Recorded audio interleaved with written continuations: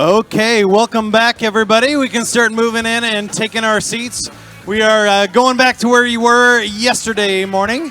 But while you're coming in and getting settled down, obviously we're doing the social sharing again. I have a couple of other quick announcements for you. You can hit our sponsors, the Divine Group straight out there, Evernote and Refract AI. Also, if you want information on next year's summit, if you've already had a blast, you've decided that you want to come back and do this again, it's sandler.com/summit-2020. And we're not selling tickets yet. We're just collecting information. So you put your name and email in there. You can get information when we release tickets and open those up a little bit later. So if you want to pre-register and just put your name and email in there, it's sandler.com/summit-2020. And we have some social media going on. I also want to throw a poll up here. So we did where you were from yesterday. We'll throw a poll up here on the screen. I'd like to know who your favorite summit speaker was so far, so we can get a little bit of feedback from you too. You can rate those speakers in the app, and we have about 13 minutes or so. We'll get started right on time. Everything's been awesome. So we can get everybody back in, taking your seats, and we'll get rolling in about 15 minutes.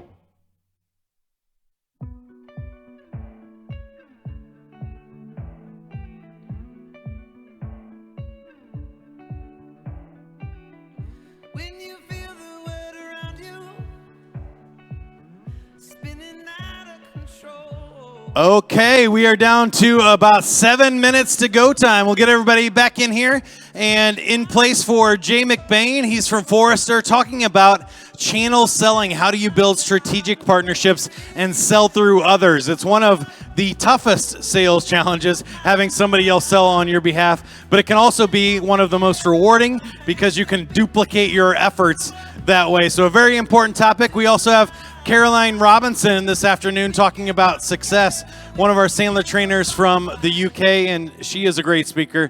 We will hear from her after that and then wrap up with David Mattson. A lot of cool stuff going on. If you want to chime in on your, I'm getting some votes. I'm the only one speaking right now, though. The A-Rows have been doing great. Chime in on our poll. Who is your favorite speaker? And we said all time, so this is our 8th year here at the Sandler Summit. I realized we should have called it Exceller 8. That would have been better for a thing, but we thought of that too late. Chime in with your thoughts. You can text or you can go to pollev.com/Sandler Summit. We're still using the hashtag Sandler Summit, and we have the conference specials going on still, and a pre-registration for next year's summit. If you go to sandler.com/summit-2020, if you put your name and email in there, we'll send you an alert when tickets become available. We're not selling anything yet. We haven't opened that up, but if you just put your name and email in there, you'll get an alert when we announce the dates and times and speakers and everything for next year. So go ahead and do that. I appreciate you guys making it back into the room, and we'll get started here in about 5 minutes with Jay McBain. 5 minutes.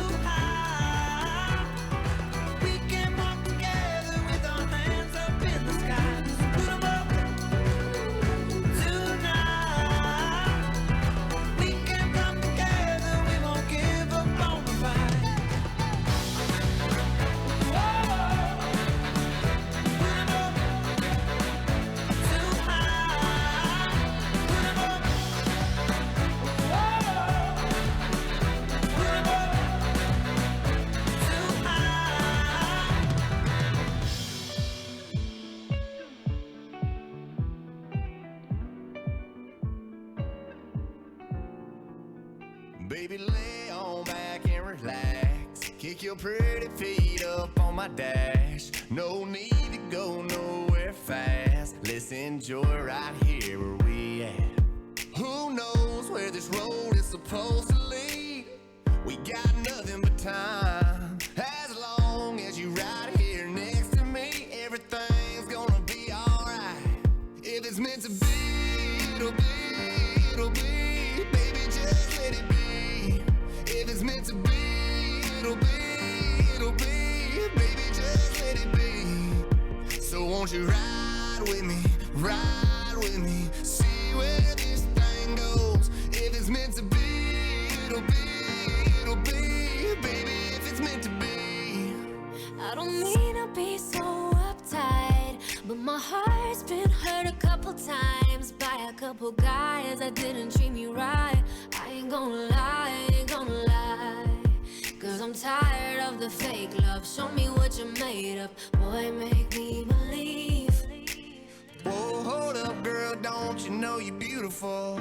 And it's easy to see. If it's meant to be, it'll be, it'll be. Baby, just let it be. If it's meant to be, it'll be, it'll be. Baby, just let it be. So won't you ride with me, see where this thing goes. If it's meant to be, it'll be, it'll be. Baby, if it's meant to be. So come on, ride with me, see where this thing goes. So come on, ride with me, ride with me.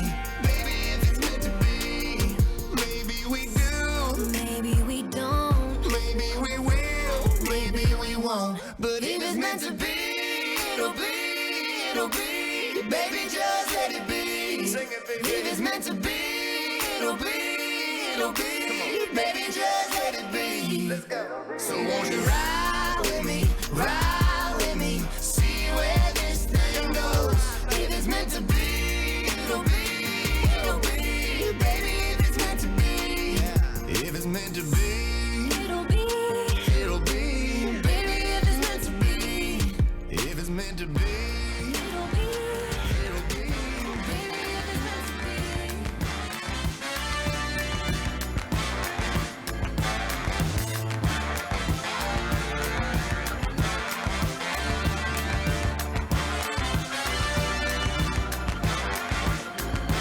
Okay, we are 60 seconds from go time. It's time to take your seats and get back in place. We're 60 seconds to go time. We have Jay McBain coming up. He is from Forrester talking about channel sales. We pushed out the link for that 5-question survey through the app. If you got the survey link in your email or in the app notifications, we'd really appreciate if you took that 5-question survey about your sales and your Sandler training experience. When you do that, we will collect your email and we'll send you Dave Matson's new book. It's not released yet. It's called Success Cadence, and that's coming out here. So if you fill out that 5-question survey that we sent you the link for, we will give you Dave Matson's new book. I'd appreciate it if you do that. You can do it now. You can do it anytime for the rest of the weekend, and including checking out all of those conference specials. But right now, it's time to get day 2 of the general session started. Let's do it.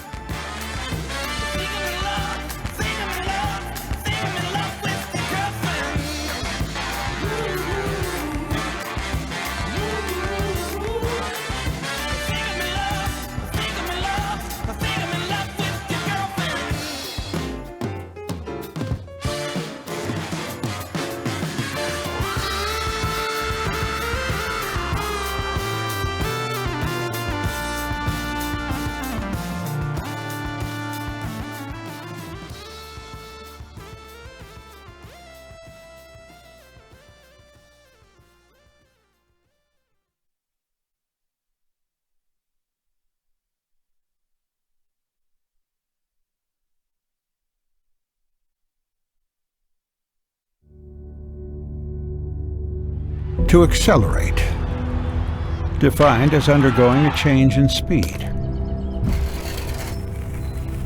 In physics, it is measured as a change in speed divided by time.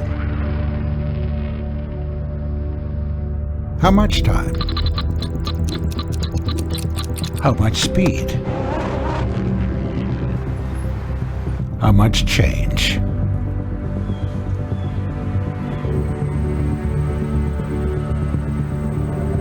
These are questions that not only define acceleration, but are ideas for today's ever-changing business world.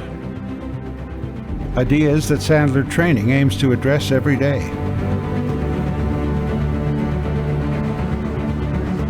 Every year, over 1,000 sales, leadership, and management professionals gather for the Sandler Summit.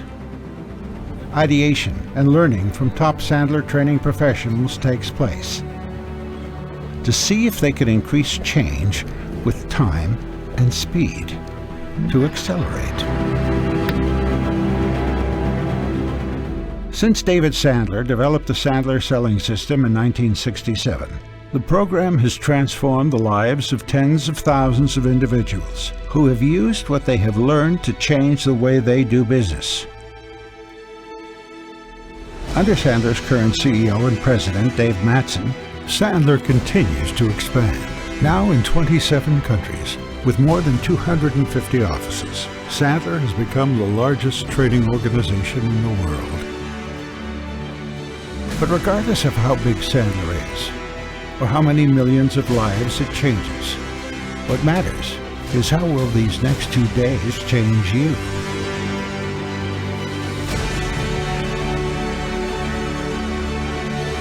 What life-changing takeaways will you be able to put into action because you're in this seat? in this room at this moment.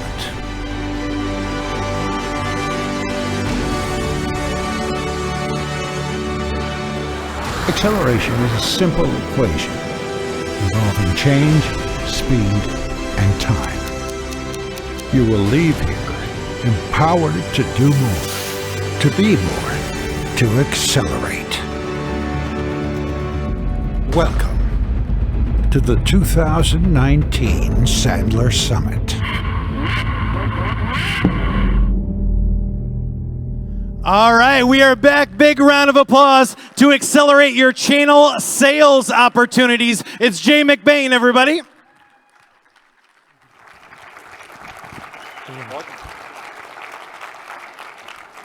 All right, thank you very much, and I'm really pleased to be here.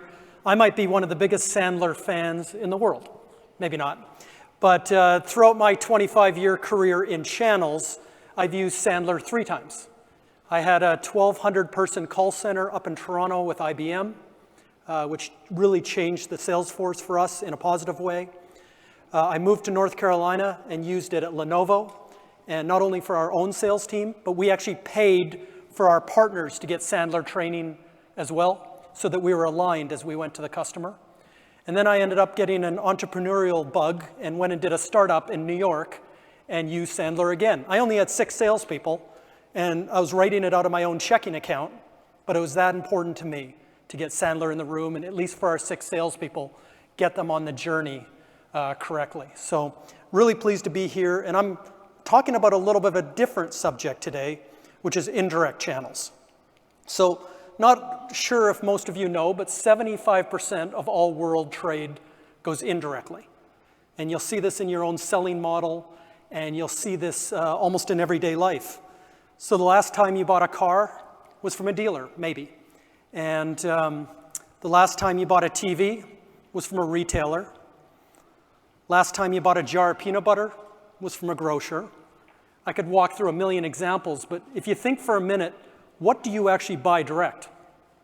Unless you bought maybe a computer from Dell, unless you bought insurance from Geico, there might be a couple of examples, but most of our personal lives and most of our business lives are done in an indirect fashion.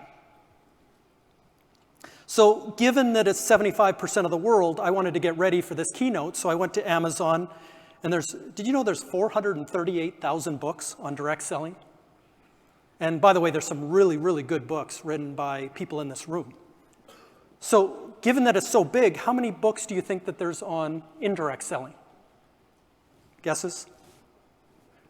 One of them is in this room right now by Marcus, one of the best ones, but there's 180.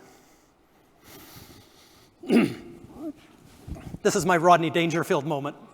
How could 75% of the world only have 180 books? So I'm here to, champion, more effort and more focus on this side of the business. So I wanted to kind of look at 6 larger trends that we're seeing at Forrester. I study these every day. I talk to customers, I talk to partners, and there's some things happening. We've probably seen more changes in the last 18 months than we've seen in the last 37 years studying this. First and foremost, a lot of Forrester's research is around the buyer. And we look at B2B buyers, we look at B2C buyers. We survey hundreds of thousands of them every year. And we have for decades and decades. We get to compare what's changing, but there is a massive shift happening in terms of their journey, which we know, the psychology, the behavior. This all affects sales of all types. First and foremost, the B2B buyer, business to business buyer, is starting to look a lot like the business to consumer buyer, B2C buyer. And I liken this back to my, car analogy. If you think through the last time you bought a car, where did you start? Did you start with a Google search? Did you start with a social conversation? Wherever it started, it probably moved you into some videos, some peer feedback. You probably went on to their website, did some configuration, shows your colors and your options. Then you went the next step and started to look at an invoice pricing. You got pretty smart. So smart, in fact, that you're smarter than the salesperson when you actually arrived at a dealership.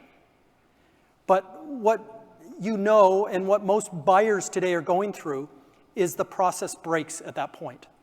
You spent 68% of your time almost to the point of vendor selection, almost to the point of making the purchase. And then the person you talk to for the first time knows nothing about your journey, and they take you back. And you sit in that car dealership for 8 hours, and they go back and forth with the manager, working the deal, blah, blah, blah. And then at the end, you end up signing the deal for within $100 of that invoice price that you knew going in. You know, you think, wouldn't it be better if they just delivered it to my driveway, handed me the keys? I'll pay an extra $100, it's fine. Just let me avoid that 8 hours. But this isn't just cars. This is every one of the 27 industries today that people are telling us that that part is broken and it needs to be fixed.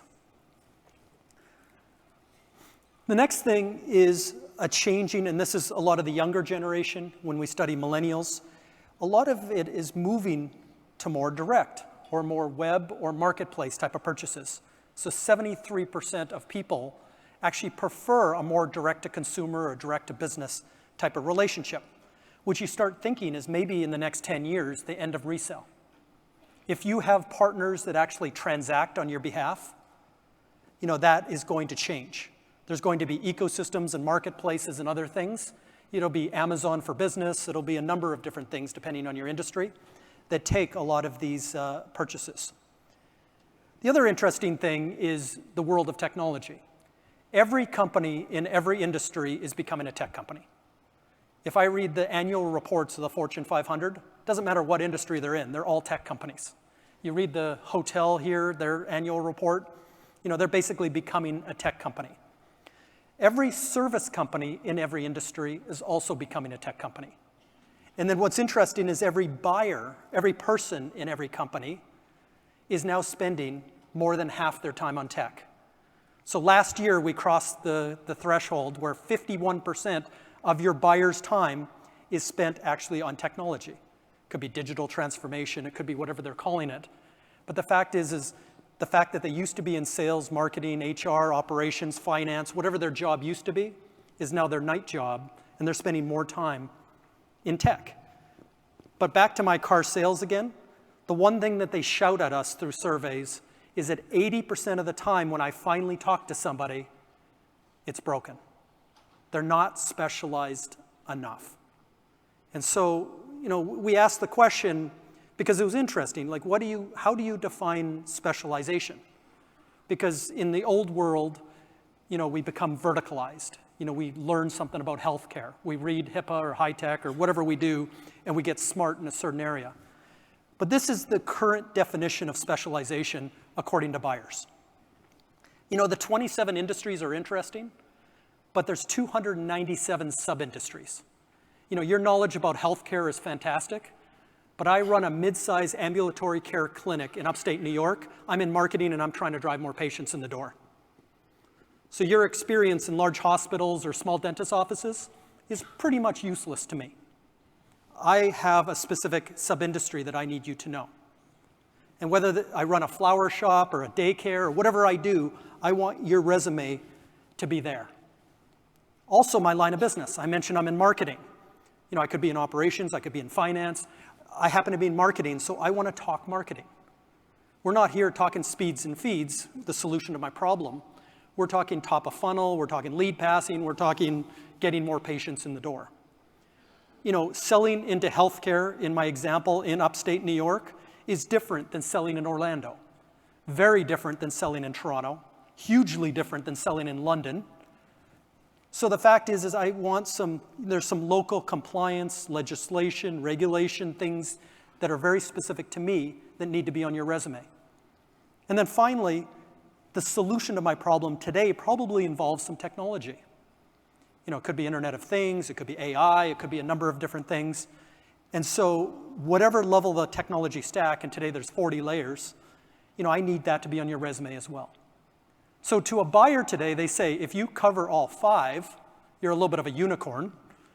But the fact that you've done 3 mid-sized clinics in the last 6 months and, you know, didn't get that person fired, you're hired, you know, sight unseen. But right now, buyers are saying, if you cover 3 of these, that's fantastic. Because today we're struggling finding 1 or 2 people that have these kind of skills. So I did the math for you. That's 35 million conversations.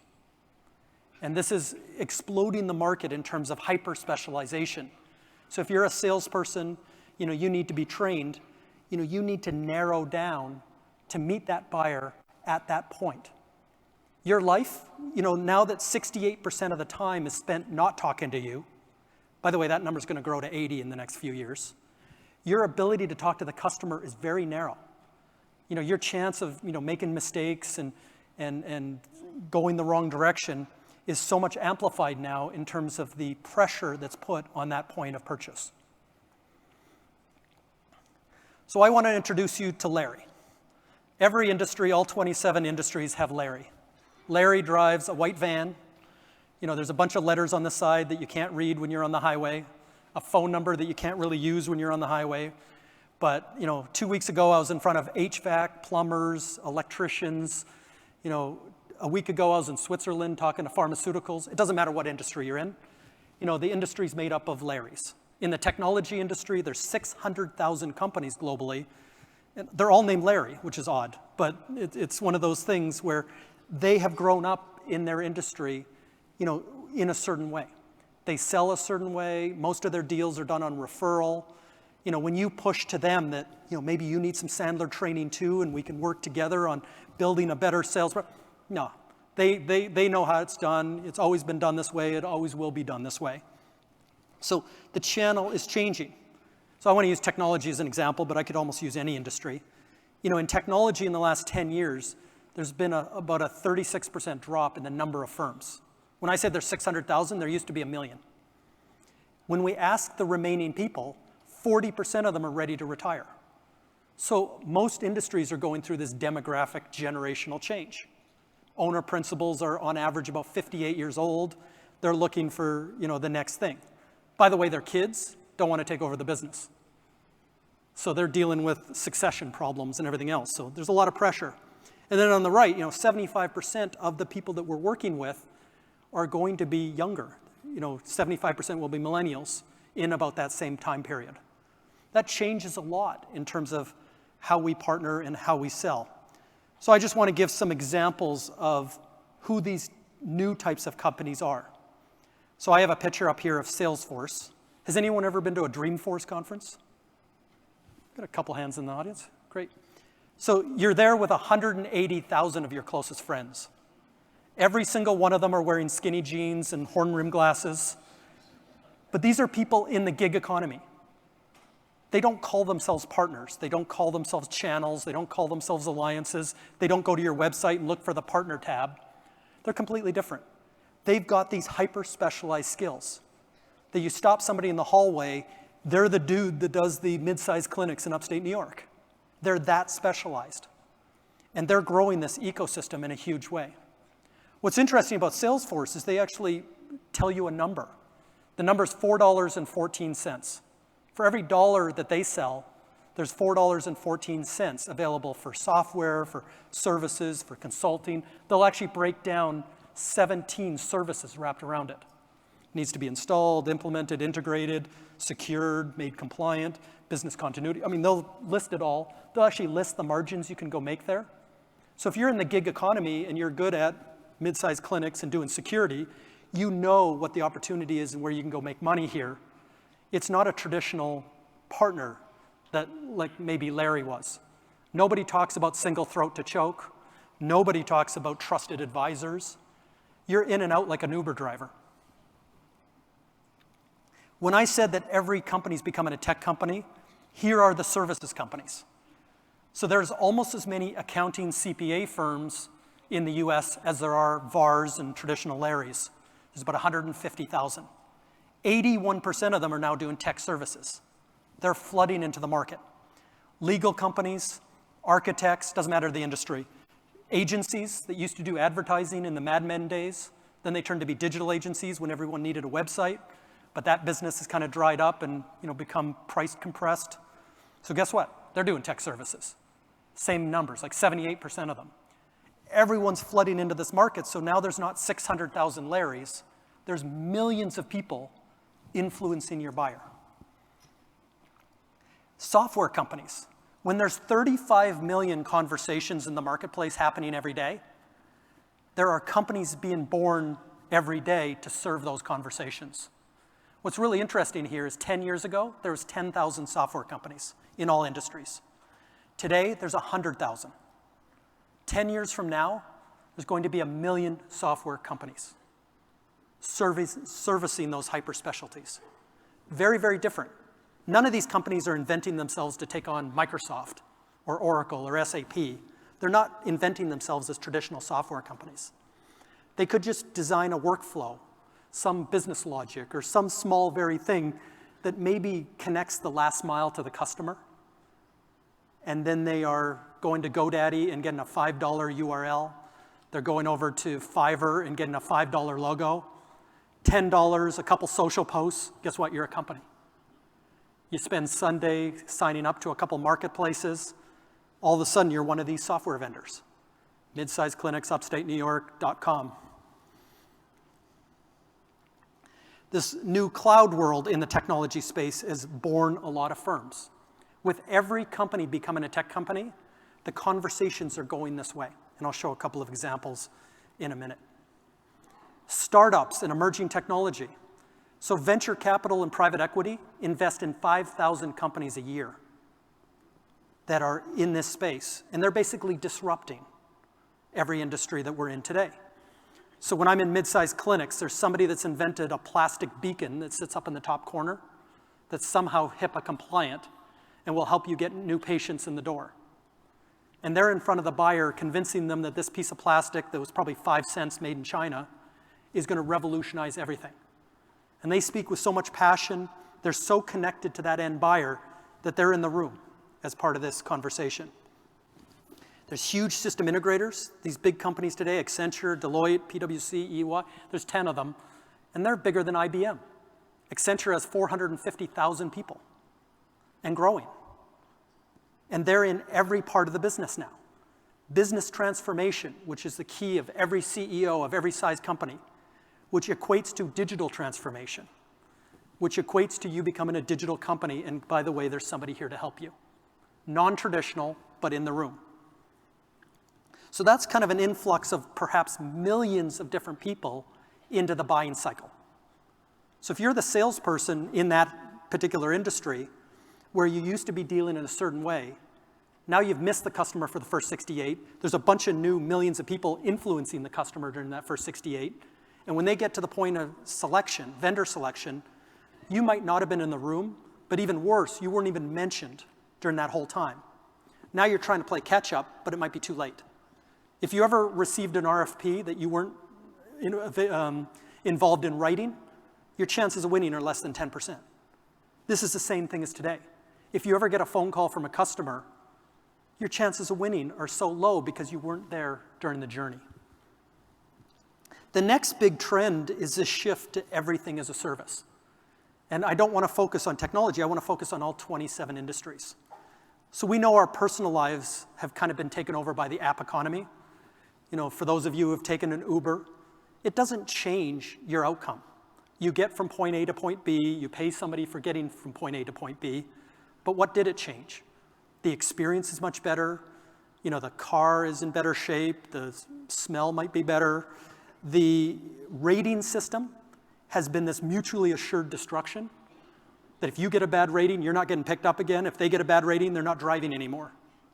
So it's this hidden system that keeps everybody on the up and up, maybe even gets you a free water in the car. But they've changed the entire scope of travel. This is a consumer technology, but let's go to business.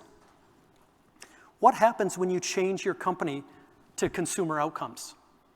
As a salesperson in one of those companies, you're now aligning to the buyer. So how do you change a forklift company to be an outcome or everything as a service type of business? Well, what do forklifts do? They lift things. So normally you would rent one of these by the day, by the hour, whatever it is, or by the project. But this company has actually implemented Internet of Things, and they actually charge you by weight.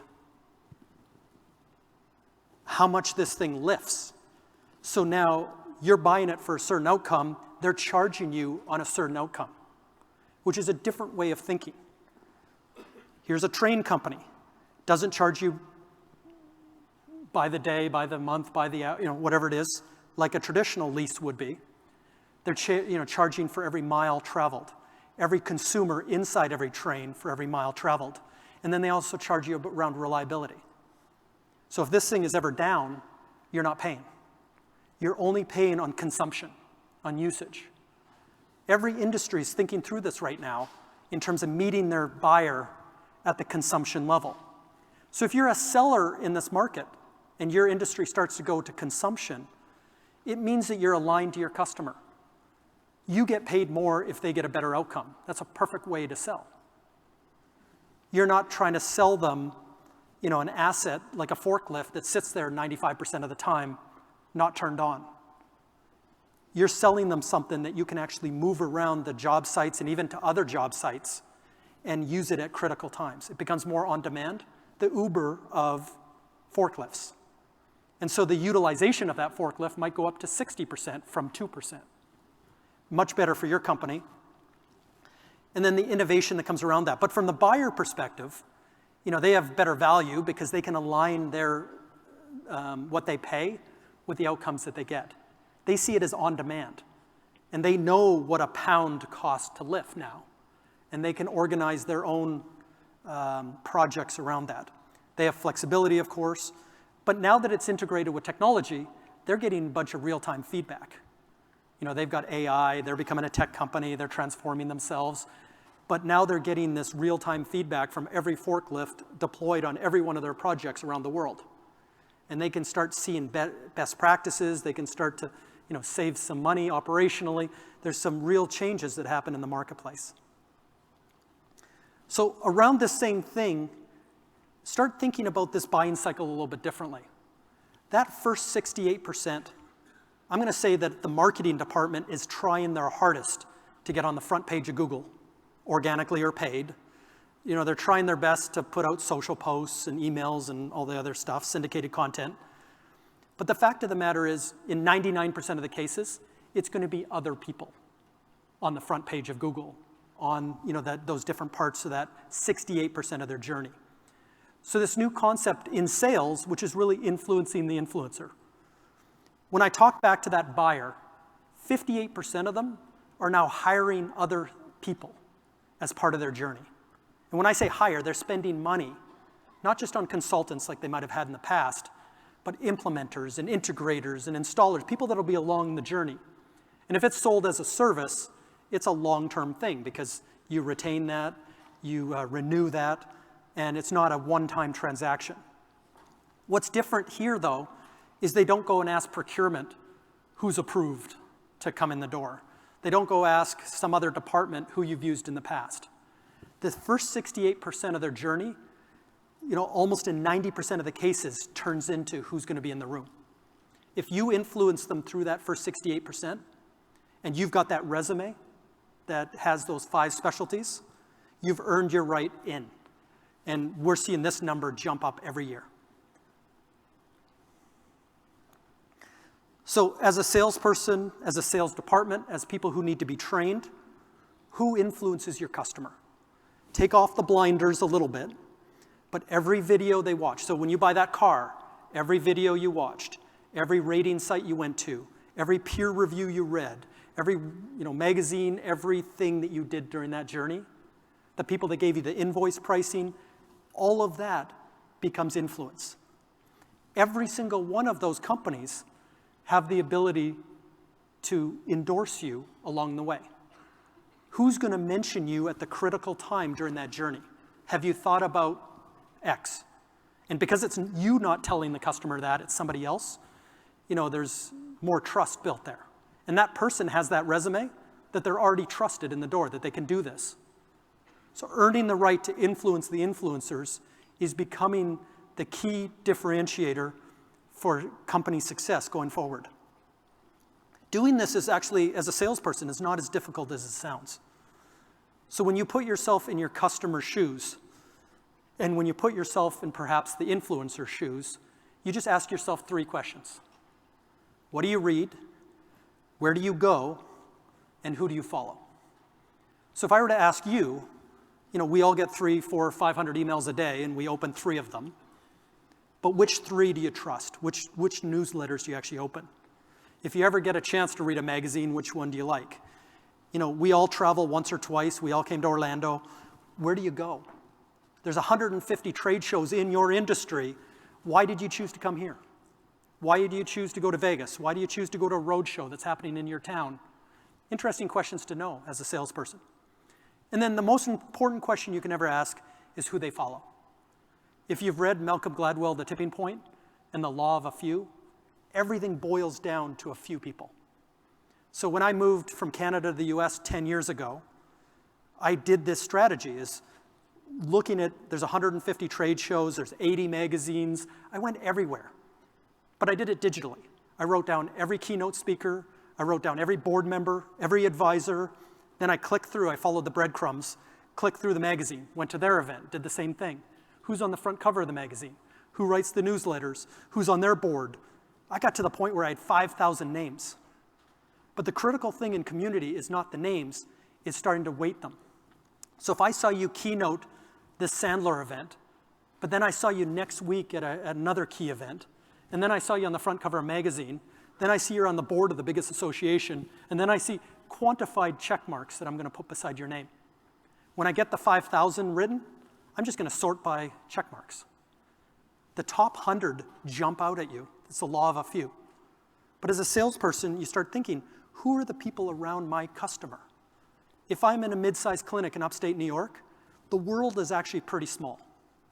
It might be somebody in the Chamber of Commerce, it might be some other local people you don't expect.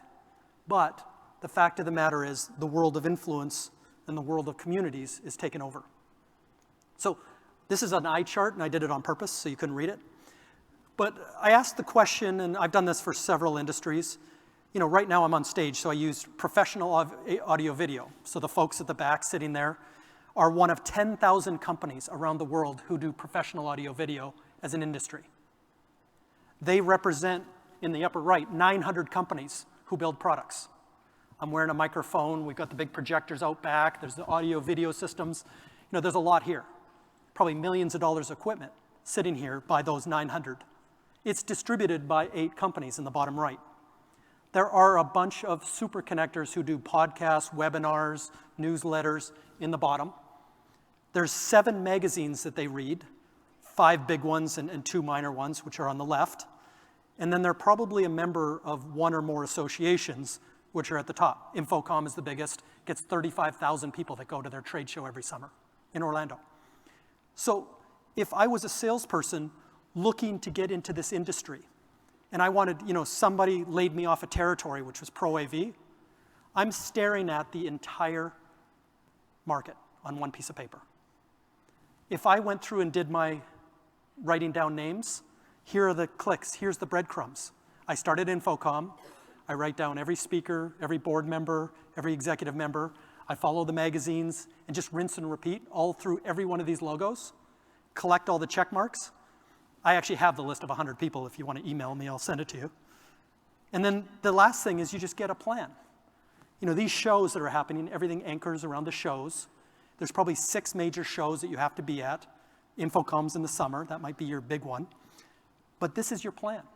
You've got a sales plan, you've got a sales strategy, you've got an outreach strategy, an influencer strategy, a super connector strategy, all built into one piece of paper here. If you hand me any other sub-industry or any other market opportunity, I could probably build this in 2 hours. It's not a lot of work, but it's where the world is going. The other thing is, I mentioned earlier, ecosystems. All the big companies now are not viewing themselves in a vacuum. And all industries are starting to play in a lot of different places. They are partnering with, they're acquiring companies in other industries. They're building in technology, and they see themselves less about a linear, type of model, and they see themselves existing in this, solar system. When the stars and moon align to a customer, you've got all these constellations. It's confusing, but in this world of broadening your approach, there's a lot of different people involved. So I mentioned, selling to B2B buyers is starting to look like B2C, the way they spend their time. But the growth of these non-transacting influencers, alliances, and advocates are carrying significant weight. It's not Larry in the white van that's being successful today. It is those 180,000 people in skinny jeans that are in this market. They don't want margin, front or back end margin. They don't want volume rebates. They don't want spiffs. Why? Because they're getting their money from the customer, and the customer's paying them handsomely. They're making 75% margins working with the customer. Why would they want to make 20% trying to do all the paperwork and collect money? It just makes no sense. This is the world we're now living in, and to be successful in sales, you've got to know who these people are. And by the way, if you could work together and if you could both be Sandler trained at the same time, works even better. Selling to, through, and with partners is the new normal. In 75% of cases in all industries, there's going to be this alignment at the end. Start looking at the virtual sales room, not with you and the customer, but you and 4 other people and the customer. And look at that time that you weren't involved and trying to influence those people that were involved. That's before point of sale. But now that everything's recurring and retention-based as a service, your journey never ends. These people on the back end of the deal, the downstream part of the deal, continue to be nourished, continue to be relationships and everything else to make sure that that journey is taken advantage of. And then there's one other piece of the ecosystem that's interesting. Earlier, I said that 73% of buyers find buying from the web more convenient. And we feel that this is happening. The nature of the transaction itself, whatever your industry, is changing. So we went and asked the question, and 17% of all purchases will be done via e-commerce, web, marketplaces within 5 years. This isn't just technology. This is paper clips, forklifts, trains, pharmaceuticals, whatever industry you're in. That's, a big number. By the way, it's over $1 trillion. And we know that, Amazon for Business, we know some of the winners already. But in every industry, these marketplaces are just taking hold now. And as a salesperson, you have to know where these are. So I feel that we've entered this third stage. 20 years ago, today almost, CRM became a thing. And we all remember before CRM, when sales was gut feel, sales wasn't a science, you had to be born to be a salesperson. Remember all that? That went away when sales could be measured to the 7th decimal point. 10 years ago, the same thing happened in marketing. If you talk to somebody back then, it's 50% of your marketing dollars are wasted. You just don't know which 50%. Well, you don't hear that anymore because marketing's in the boardroom to the 7th decimal point. It's a science. Going forward, we feel that channel will be this third leg of the stool. Because today, when you talk to somebody, most channels, by the way, are run in silos. You might have a channel chief somewhere over there. Nobody talks to them. Nobody writes books about them. We go to bed and we cry at night. It's sad. But the fact of the matter is, that person should also be in the boardroom competing for investment. But today, they're viewed as the people that take their partners out to the Caribbean and drink a lot. When you ask them a question, if I give you $100, the VP of sales is going to stand up and go, I'm going to hire, a salesperson, we're going to drive this much revenue. Marketing's going to go, don't do that. I'm going to put it into Google. I'm going to put it into some Facebook ads. I'm going to drive you this. The channels guy, I don't know, I could market development funds, maybe buy some more beers. But the fact of the matter is they need to be at the table, have the technology behind them to be able to do this. What's interesting is 20 years ago, there was over 300 CRM companies. I don't know if you remember this. But now we know that there's 2 or 3 winners. And those other 297 companies have gone away, gone up the stack. 10 years ago, there was 150 marketing automation companies. And today there's 5 winners. Marketo, Eloqua, Pardot, Acton, HubSpot. The other 145 have gone up the stack. Today I publish a software tech stack for channels. It's got 106 companies. A few years down the road, there's going to be 5 winners that are that layer of your technology. So the third stage is really anchored, Your selling, your marketing is going to be anchored on how you work with channels, how you manage them, and how you market to and with them and sell. Okay. So we asked the question, and working with partners is one of the most difficult things. And 73% of people actually rank it at the top of one of the most difficult things they do day to day. And I answered the question, not meant to be read, but there's 90 different things you have to do every day while you're drinking with them in the Caribbean and while you're chasing fires, channel conflict and everything else. But you've got to design your go-to-market, you've got to find them and recruit them, enable, develop them, educate, train, hopefully Sandler train them. You've got to certify them. You've got to incent and motivate them and drive loyalty because it's not just you who they're selling. You've got to co-sell and co-market with them. And then at the end, you've got to manage, measure, and report on all this. Go and compete for that $100 investment. And underneath those titles, there's 90 different things that you're doing every day. It's a crazy business, and there's no salesperson that can manage all of this. So you've got to figure out a way that you can nurture these relationships, drill into the customers that you're focused on in your territory, build these networks without going through these complicated things. So I think I want to leave you with three things. I've thrown a lot at you in terms of channels, but if you just looked at three things. There was a book written many, many years ago called The E-Myth. Most Larrys in the world, in every industry, started as technicians. You're a teenager, you fixed your parents' computer, they told their neighbors, you fixed their computer. At some point you got so busy that you hired a buddy. Then the two of you fixed computers until they got too busy, hired a third person. Then a few years later, you're running a multi-million-dollar company. You didn't go to college, you don't know the first thing about finance, operations, HR, selling, marketing. You don't know the first thing about anything other than being a technician. That's kind of the premise behind the book. But if you look at your company and your partnerships today, you got to look at their capabilities in terms of getting hyper-specialized, their capacity to be able to grow within that. And their will, given this demographic change and the retirements and all the changes happening to Larry themselves, is this a partner that's going to be a partner 3 years from now?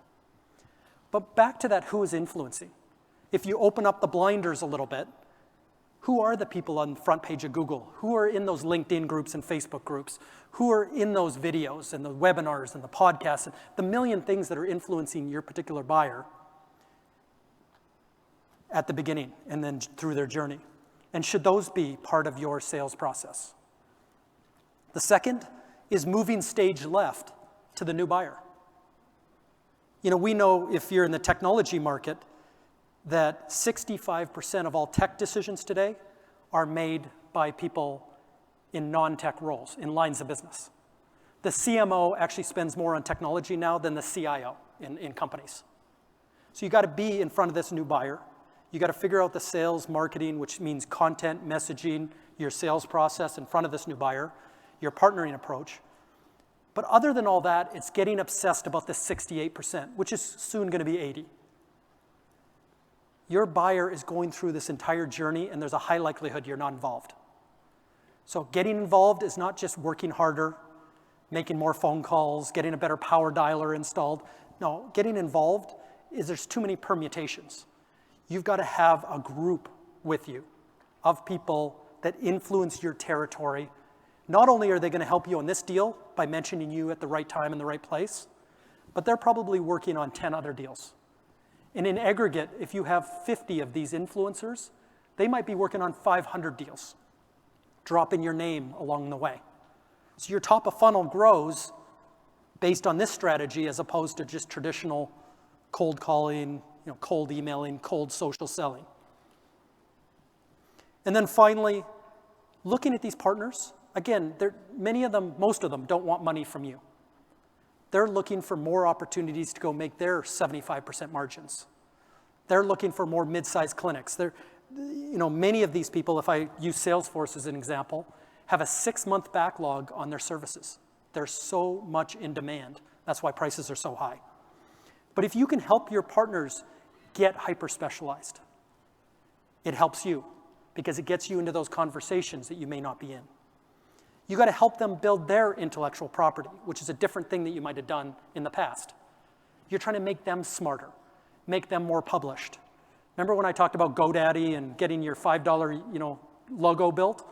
If you can build them and codify them and get them more into the customer realm, that they'll be successful in ecosystems and marketplaces, that's to your benefit.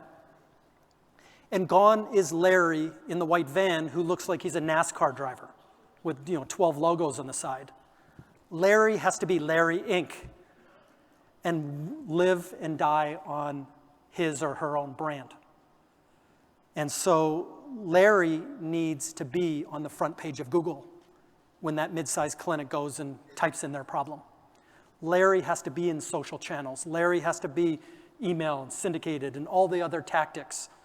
And then Larry has to be part of your sales journey.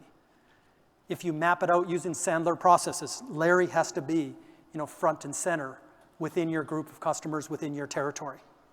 So the better Larry is on his own or her own getting in front of the customer, the more time your name is going to be introduced at the right time, at the right place.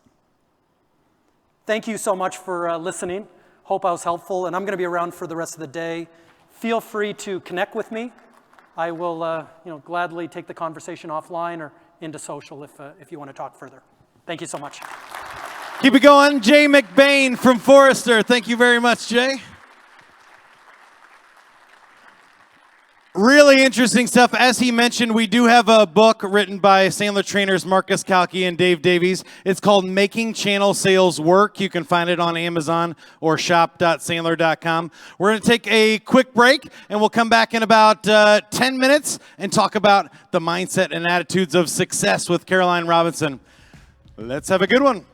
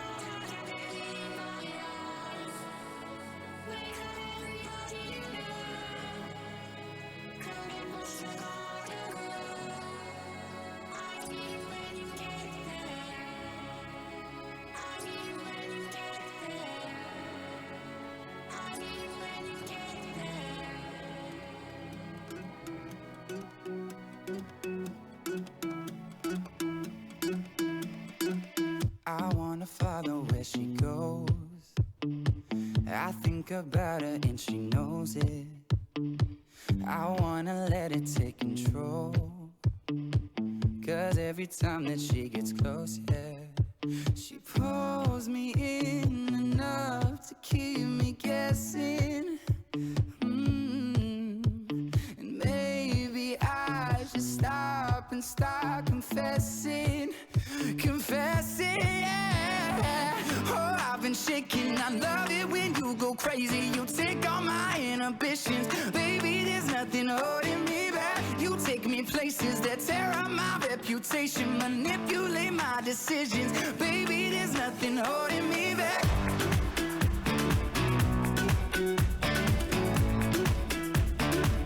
There's nothing holding me back.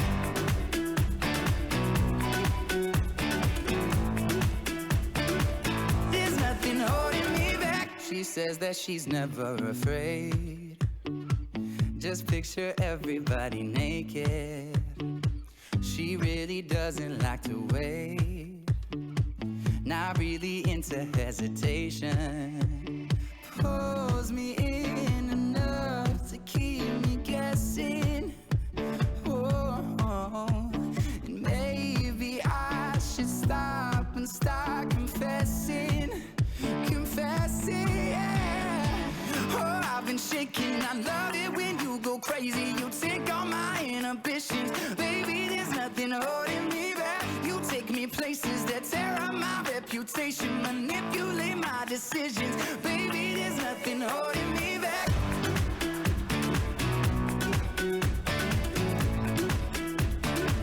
There's nothing holding me back.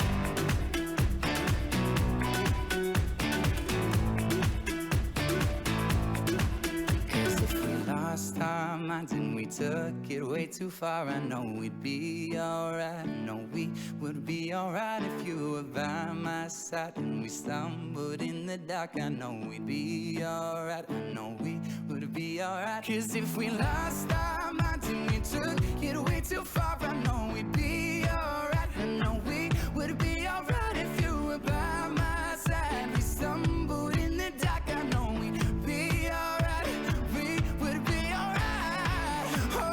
Shaking. I love it when you go crazy. You take all my inhibitions. Baby, there's nothing holding me back. You take me places that tear up my reputation, manipulate my decisions. Baby, there's nothing holding me back.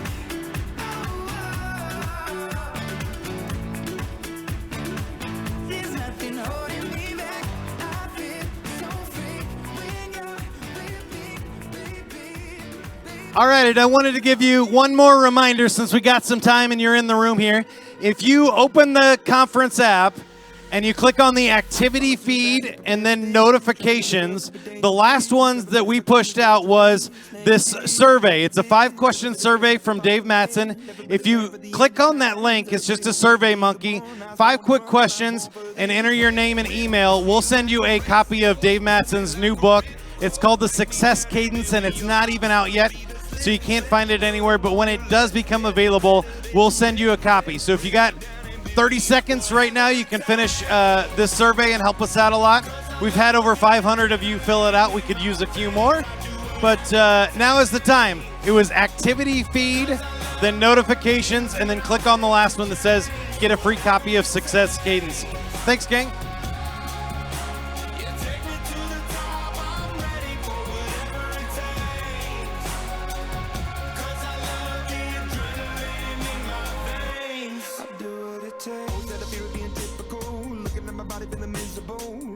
On to the visual, I wanna be invisible. Looking at my years like I'm martyrdom. Everybody needs to be a part of them. Never be enough, I'm the prodigal son. I was born to run, I was born for this. Whip, run me like a racehorse, pull me like a ripcord. Break me down and build me up. I wanna be the slip, word upon your lip. Rather that you rip. Break me down and build me up. Whatever it takes, 'cause I love the adrenaline in my veins. I do whatever it takes, 'cause I love how it feels when I break the chains. Whatever it takes.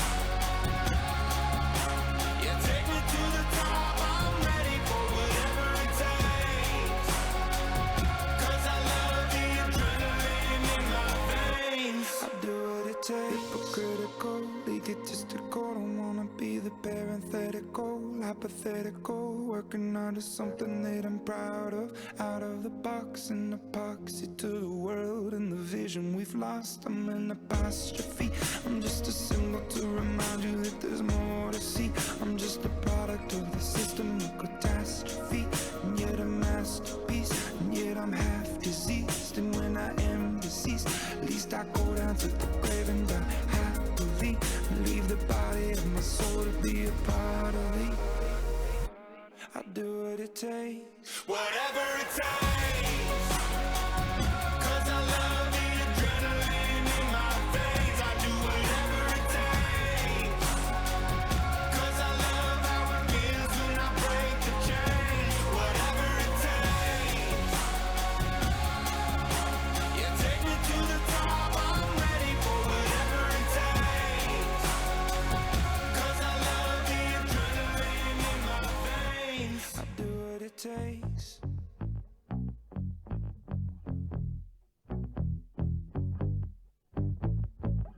I like digging holes and hiding things inside them. When I grow old, I hope I won't forget to find them. 'Cause I've got memories and travel like gypsies in the night. I build a home and wait for someone to tear it down. Then pack it up in boxes, head for the next town running. 'Cause I've got memories and travel like gypsies in the night. And 1,000 times I've seen this road, 1,000 times. I've got no roots, but my home was never on the ground. I've got no roots, but my home was never on the ground. I've got no roots. I've got no roots. I've got no roots, but my home was never on the ground. I've got no roots, but my home was never on the ground. I've got no roots. I've got no roots.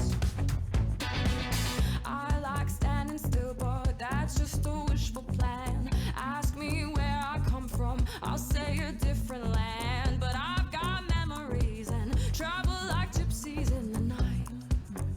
All right, it is your 2-minute warning. This is the last one, though. Last time I have to get you back in your seats.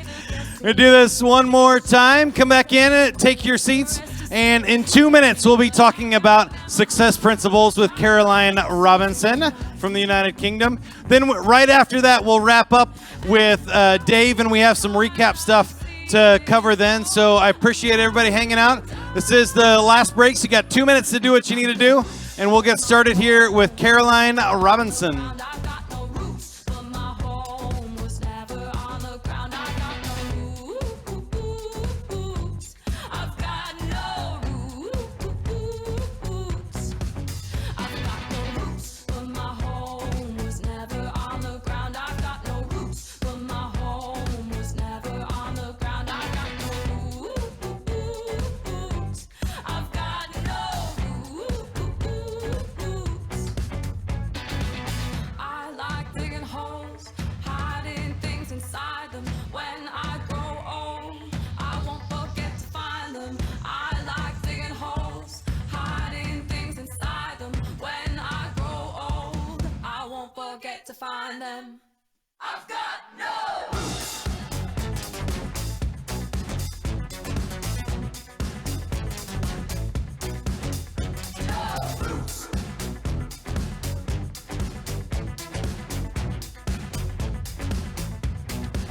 I've got no roots, but my home was never on the ground. I've got no roots, but my home was never on the ground. I've got no roots.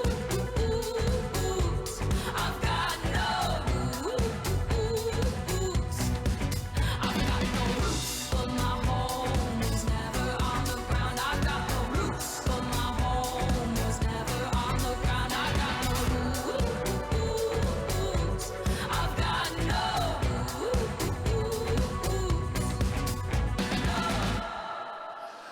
Okay, here we go from Cambridge, England, one of our longtime Sandler trainers. Big round of applause for Caroline Robinson. Thank you. Okay, thank you. Now I've got a bit of a confession to share with you, because this is the most nervous I have ever been as a speaker. Now, you could be forgiven for thinking that that's because of you guys. And you're right, this is the first time I've spoken at main stage. Go me.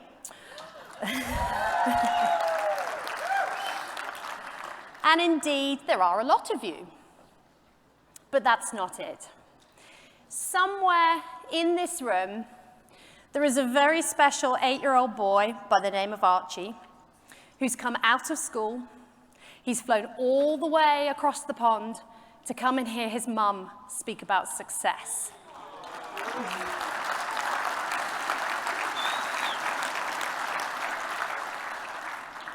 So that's why I'm feeling a little bit of pressure.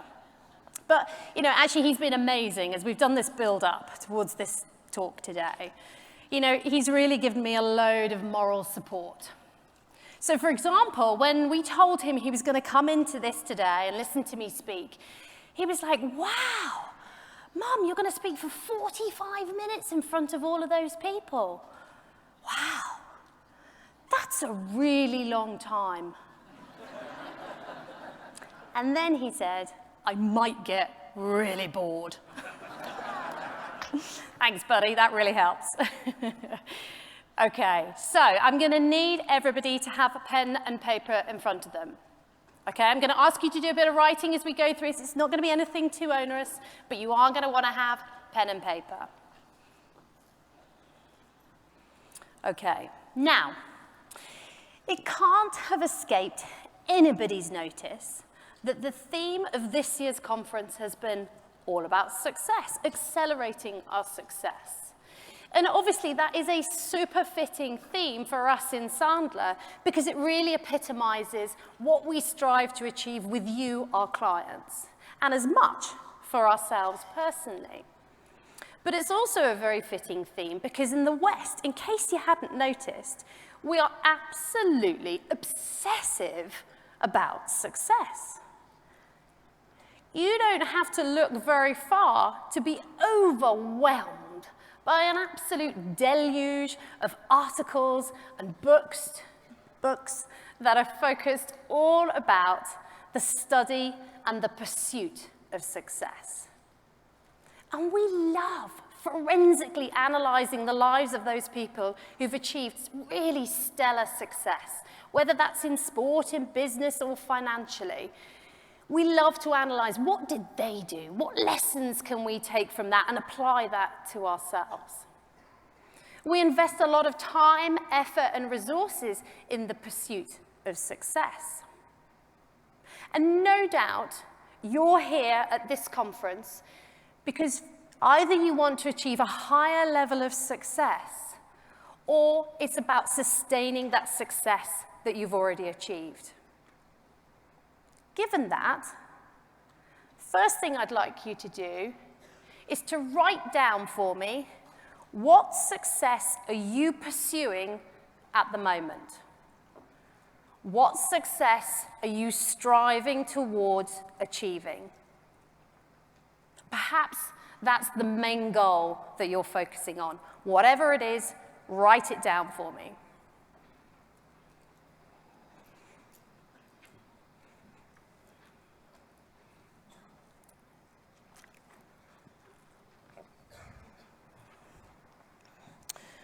Okay.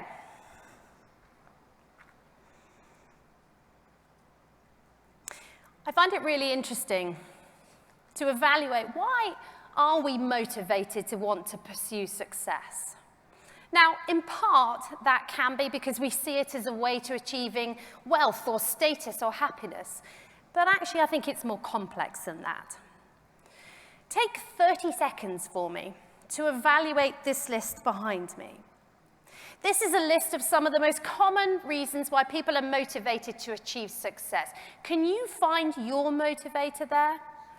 Why do you want to achieve success? What drives you?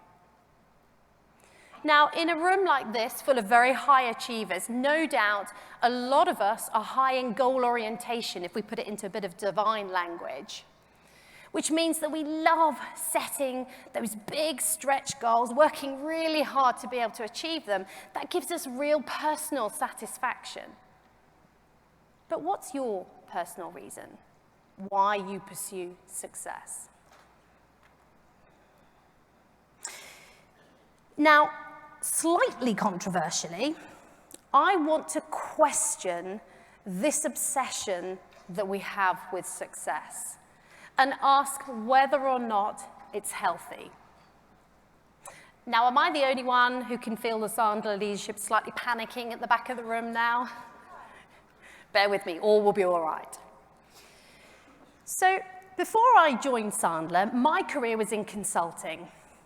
And I distinctly remember that first company that I joined from university, and I was frankly completely dazzled by the principals who were running that business. They were super smart people. They had real status and credibility within the industry. They earned a shed load of money. That's a technical British term for lots, by the way. And they really seemed to me like they epitomized success. Until I gradually got to know those people better, and I started to see that beneath the surface, perhaps all that glittered wasn't gold. Failed or failing relationships. Didn't spend a lot of time with their kids. Felt a lot of stress and pressure, which made some of them ill.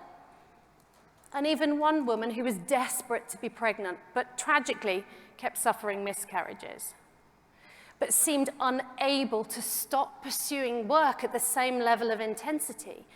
So more than once ended up in random hospitals, in random countries, dealing with the trauma of another miscarriage. And the more I started to look around, the more I realized that these unhealthy side effects of success were really very common. This list of names here, all of these people have or did achieve a very high level of success in one field or another.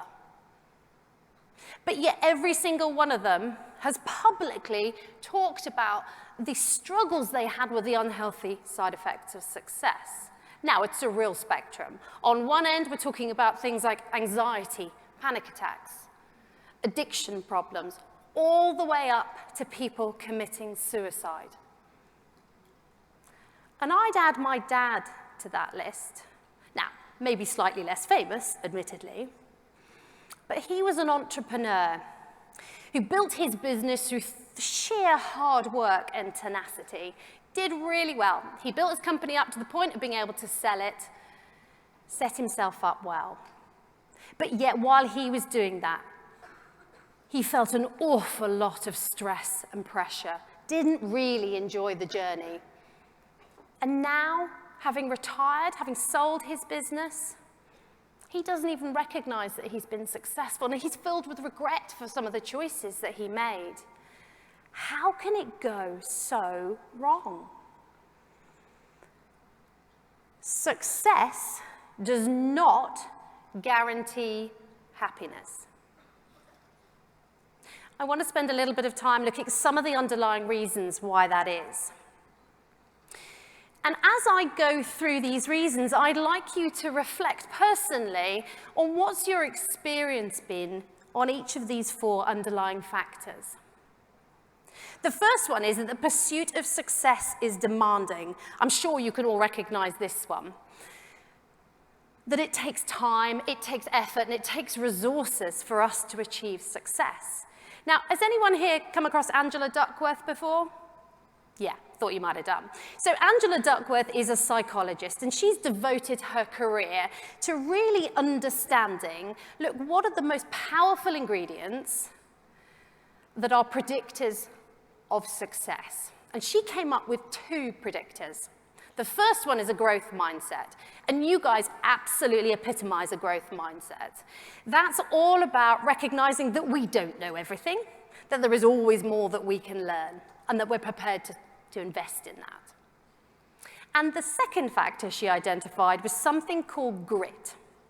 And grit is really about passion and perseverance in the pursuit of long-term goals. So it's that thing about really being prepared to work hard for something that you really believe in. Now, I used to event. This picture here is me and my horse, Thor. Lovely Thor. And the more perceptive of you will have realized that eventing is an equestrian sport. And it involves 3 disciplines. The first one is dressage. So if you don't know what dressage is, think ballet with a horse, just minus the tutus. The second discipline is show jumping. So there I want you to imagine colored poles that really, if you so much as breathe on them, have a tendency to fall over. And then the final discipline, which is the one we're doing here, is cross country, and is far and away the most exciting part of eventing. So here, imagine for me we're jumping massive, solid fences. You're jumping them at speed. And the danger is, if you hit those fences, is not the fences that are going to be falling. Now, I kind of fell into eventing really by accident, but very quickly grew to love it, and to be honest, to become a bit obsessive about it. It was all I thought about. How could we get better at eventing? How could we break through to the next level? I spent most of my money on the horses. Having said that, though, if there's anybody else in here who's involved in horses, you'll know that that is remarkably easy to do. They are an absolute bottomless pit. I went part-time at work in order to be able to train more. Everything came second to eventing. In fact, it got to the point that one year, work decided that instead of a financial bonus, who'd want such a thing like that? They'd give us a really personalized present. And the present that they picked for me was a holiday away with my horse. Happy days, I thought. This is perfect. I was really touched. They'd clearly invested a bit of time thinking about what would really motivate me. And that sort of joy and euphoria lasted all the way until I got home. And I shared the news with my husband. Quite right. That's pretty much how it went. So much so that on Monday morning, I had to go back into work and renegotiate, swapping horse for husband. And to be honest, if you knew what he'd had to put up with in the previous 2 years, you'd have been rooting for him in that too. But that's the level of commitment that I'm talking about, where the pursuit of success can become all-consuming. It can be at the expense of everything else. What that means is that in the pursuit of success, trade-offs are inevitable. Now, as I talk through this bit, I'd like you to look back at that success that you wrote down for me, the success that you're pursuing, and I want you to write down for me what trade-offs are you making in the pursuit of that success. So let me give you some examples. So trade-offs are, or the common trade-offs that we might make if we're pursuing success in work, are things like, well, you know, we might trade off time with the family in the pursuit of success in work. Or it might be that we're physically present with them, but perhaps mentally distracted. Another common area that we trade off is our physical fitness and health in the pursuit of success in work. So what are those trade-offs that you're making in the pursuit of your area of success? Write those down for me. Now, trade-offs truly are inevitable, but there are times when they can cause us some problems, and that's when they fall into something called lurching. So lurching, let's think about what that is. It's when we're stumbling. It's a series of uncontrolled movements. That can look like when we're procrastinating or we're not thinking or acting strategically. Stuff just happens. It can also be when we suffer from Groundhog Day. So for the Europeans here, this little animal up here, it's a groundhog, apparently. Don't have them in Europe. When we're suffering from Groundhog Day because we're lurching, the issues that are holding us back today, either in work or personally, are the same ones that were holding us back 6 or 12 months ago. And the danger is, unless we stop lurching, they are the same challenges that will be holding us back in the next 6 or 12 months. So how does lurching tie to trade-offs? It really falls into 3 main areas. The first one is when we're not making conscious choices about those trade-offs. They just happen. So we're not taking the time to think about, well, what are the medium to long-term consequences of those trade-offs? And am I okay with those? The second area is when we allow those trade-offs to go on for too long. We know when we're making trade-offs. We might feel a bit of guilt about it. We may have the best of intentions about addressing those trade-offs, but somehow never get round to doing it. That's Groundhog Day. And then the third area is when we don't manage people's expectations. I have to hold 1, maybe even 2 hands up here. Particularly when I was eventing, I was falling foul of this all the time. So with this one, we're just expecting people to accept those trade-offs. They've been fine with them in the past, why would that change? Or we don't even realize the implications of those trade-offs. So when you look at those trade-offs that you've identified, that you're making now in pursuit of that success, are there any areas where you're falling foul of lurching? Because when we lurch in our trade-offs, that can inevitably impact on our happiness. In part, because we may end up getting grief and hassle from those people who are on the receiving end of those trade-offs. But it also can be, sometimes we feel a little bit trapped in that success cycle, that we feel like we've got to keep pursuing success. So we might not want to make those trade-offs, but we feel like we have to. Or simply, we might be making the wrong choices for our long-term happiness. Okay, so the second reason why success does not automatically guarantee happiness is to do with how we measure it. Because typically, we don't measure success through happiness, partly because that's really hard to do. Instead, we use proxies. So those are more materialistic or status measures. So that's things like, how much money does somebody earn? How senior are they? How big is their company? How many people report into them? They're all proxies for success, but we use them because they're a lot easier to identify and much easier to make comparisons. The one bit that we never factor in or struggle to factor in is around how happy is that other person. Because the problem is, inevitably, there are always going to be people who earn more money than us, who live in a better place than us, who are more senior, have got more people reporting into them. So we can end up then feeling dissatisfied or even dismissive about our own level of success. When actually, it might not be that our level of success is the problem, it might simply be a measurement issue. The third area, or the third reason why success doesn't guarantee happiness, is because just achieving goals, just achieving outcomes doesn't necessarily lead to us feeling happy. So I live in Cambridge, as Mike mentioned. Anybody been to Cambridge before in the UK? It's a great place, isn't it? It's lovely. So it's a university town, university city. And it's a real hotbed of tech startups. There have been some immensely successful companies that have come out of Cambridge. And sometimes it can feel like every other person you meet is a budding tech entrepreneur who is desperate to build their business up, have it bought out by somebody, and to be set for life financially. But yet it's really interesting talking to people who've already achieved that. Because in my experience, they're no happier.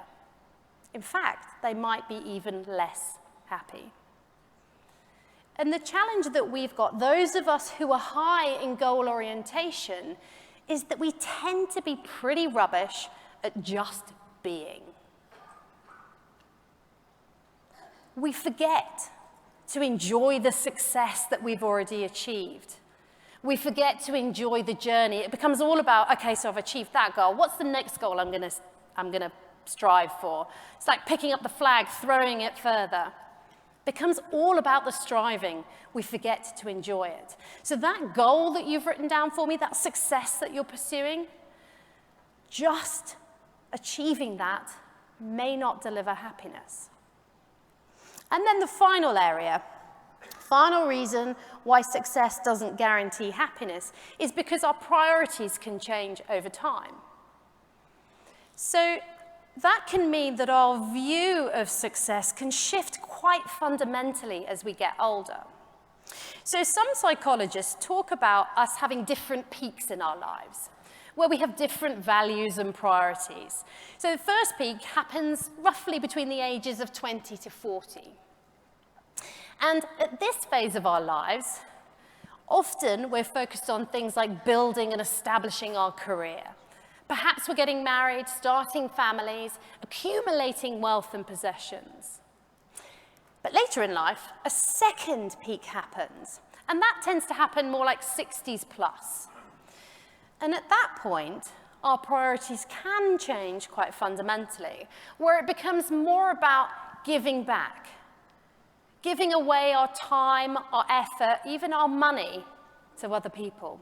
So Bill Gates is a classic example of this. So think about that stellar success that he achieved earlier in his business career, and then later in life, he turned into a philanthropist. It's a big word to be saying on the stage here, under pressure.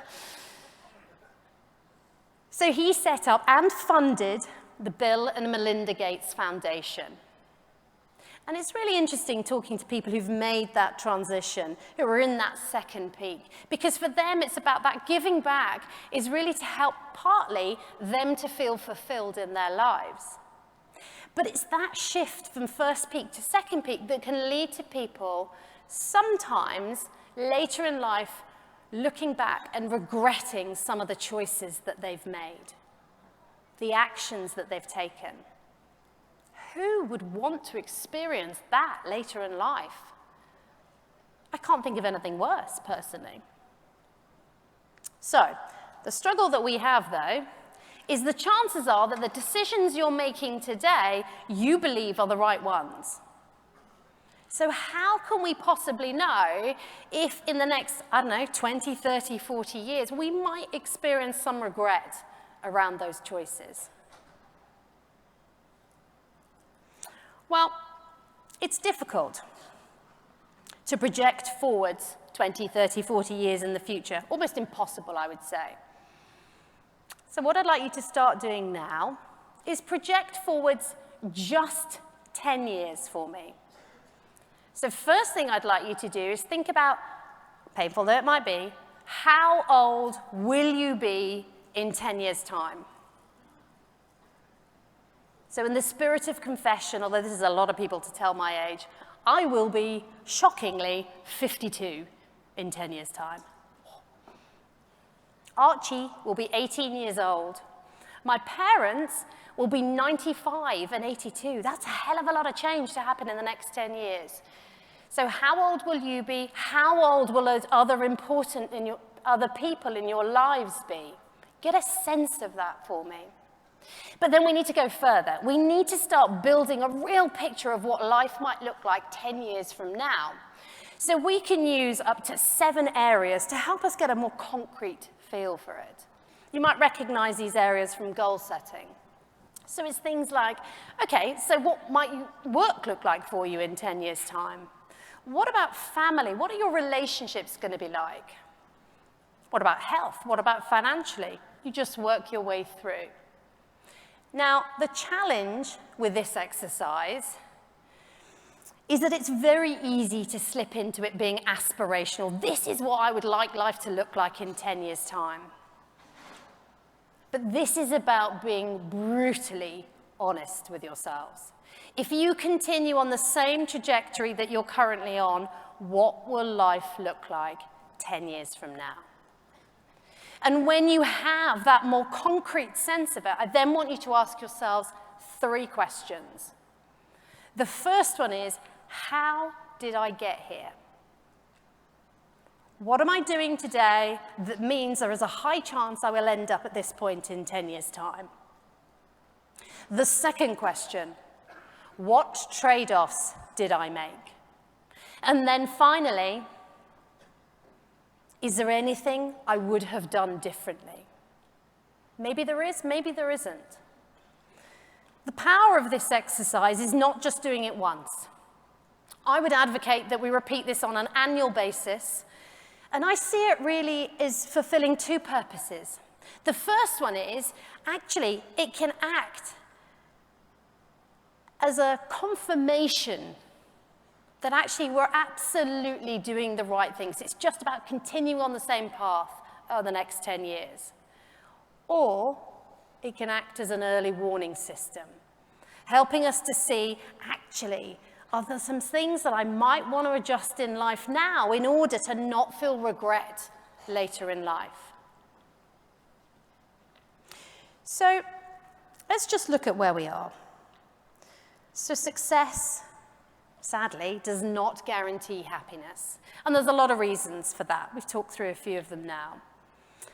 So where does that leave us? Does that mean actually we shouldn't pursue success? Or that we should compromise on the level of success in order to have more balanced, happier lives? Absolutely not. I don't believe in that at all. So then we've got to figure out, how do we do this?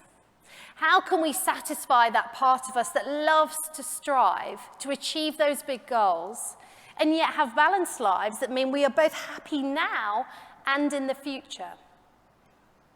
It all comes down to definition, because I believe that's where we go wrong, when we don't have our own truly crystallized personal definition of success. Because when you have that definition, it's fabulous.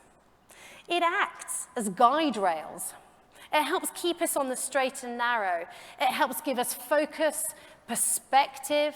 It helps with decision making to set priorities. We're going to spend a bit of time working on this.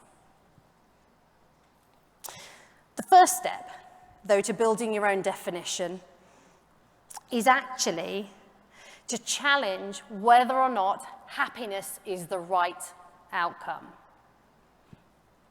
That might be a bit controversial. Let me give you a couple of reasons why happiness might not be what we should be aiming for. The first is that actually, at least elements of happiness, well, they're kind of more of a mindset choice, an attitude choice. We can choose whether or not we want to see the best of a situation, whether we look at it positively. But there's actually a much bigger problem with happiness. Because happiness, if we think about it, what it is most fundamentally, it is an emotion that happens in response to something. And so what that means is that happiness is temporary. It can only ever be temporary. It's never going to be a constant emotion. We can't rely on it. So instead, I advocate that we should aim to lead a meaningful life which leads to a sense of well-being. Now, well-being, that's a much broader concept than just happiness. It's got happiness in there. But when we have a true sense of well-being, that's when we feel fulfilled. We have a sense of purpose. We feel in control. How can that not be a good thing? So, what's the definition of a meaningful life that could lead to a sense of well-being? Well, the reality is it's going to be different for every single person here in the room. But I'm going to start by sharing what it is for me. And then I'm going to give you some time to start to work on what it might look like for you. So what we've got here are my drivers of a meaningful life. So I figured out that for me to feel like I'm leading a meaningful life, to have that sense of well-being, there are 5 elements that are really important for me. And that if I live my life through these drivers, that leads to a lasting, more constant sense of well-being with a bucket load of happiness sprinkled into that. So in no particular order, my 5 drivers are, first of all, to lead a great family life. So that's really about ensuring that all the time that we spend together outside work is as great as we can possibly make it. The second one is undertaking challenges. I'm very high in goal orientation. I love a challenge. I need challenges in my life. So one of my challenges was speaking here today. Tick, job done, nearly. Another one that I've done recently is more of a sporting challenge. So my husband and I recently ran up one of the biggest mountains in Scotland. We did it in winter, in the dark, to be honest, just because we could. It was a nice challenge to have. So I need those challenges constantly. Third driver for me is about growing the business, always important to me, as is improving the environment. So I'm very environmentally conscious. This is part of me feeling like I'm giving back, doing what I can to improve the environment. And then finally, spending time with wider friends and family. Life for us, as I'm sure it is for you, is pretty hectic. People who live that bit further away from us can often get a little bit neglected. So those are my 5 drivers of a meaningful life. Now, I'm going to give you 90 seconds, which, let's face it, isn't very long, 90 seconds to start to identify what are your drivers of a meaningful life. What I'm looking for you to do is to come up between 3 and 5 drivers that you know, if you were living your life through them, would enable you to feel that sense of well-being. So perhaps you might look at the goal that you wrote down for me earlier, the success that you're pursuing, because that might form one of the drivers. You might also want to think about, well, what about giving back to other people? Because that's a way to feel more fulfillment. Where is that built in? But before we start that, I was warned against doing this kind of exercise in this sort of room with this number of people. Because the challenge, of course, is how do I get you back? How do I get your attention back after 90 seconds? So I had what I thought was, frankly, a bit of a light bulb moment. I thought there's probably one person in this room that nobody could ignore. Very keen. Who here could ignore an 8-year-old boy coming up on stage for the first time and frankly feeling a little bit nervous about it? So can we agree, bit of an upfront contract. Come on up, Archie.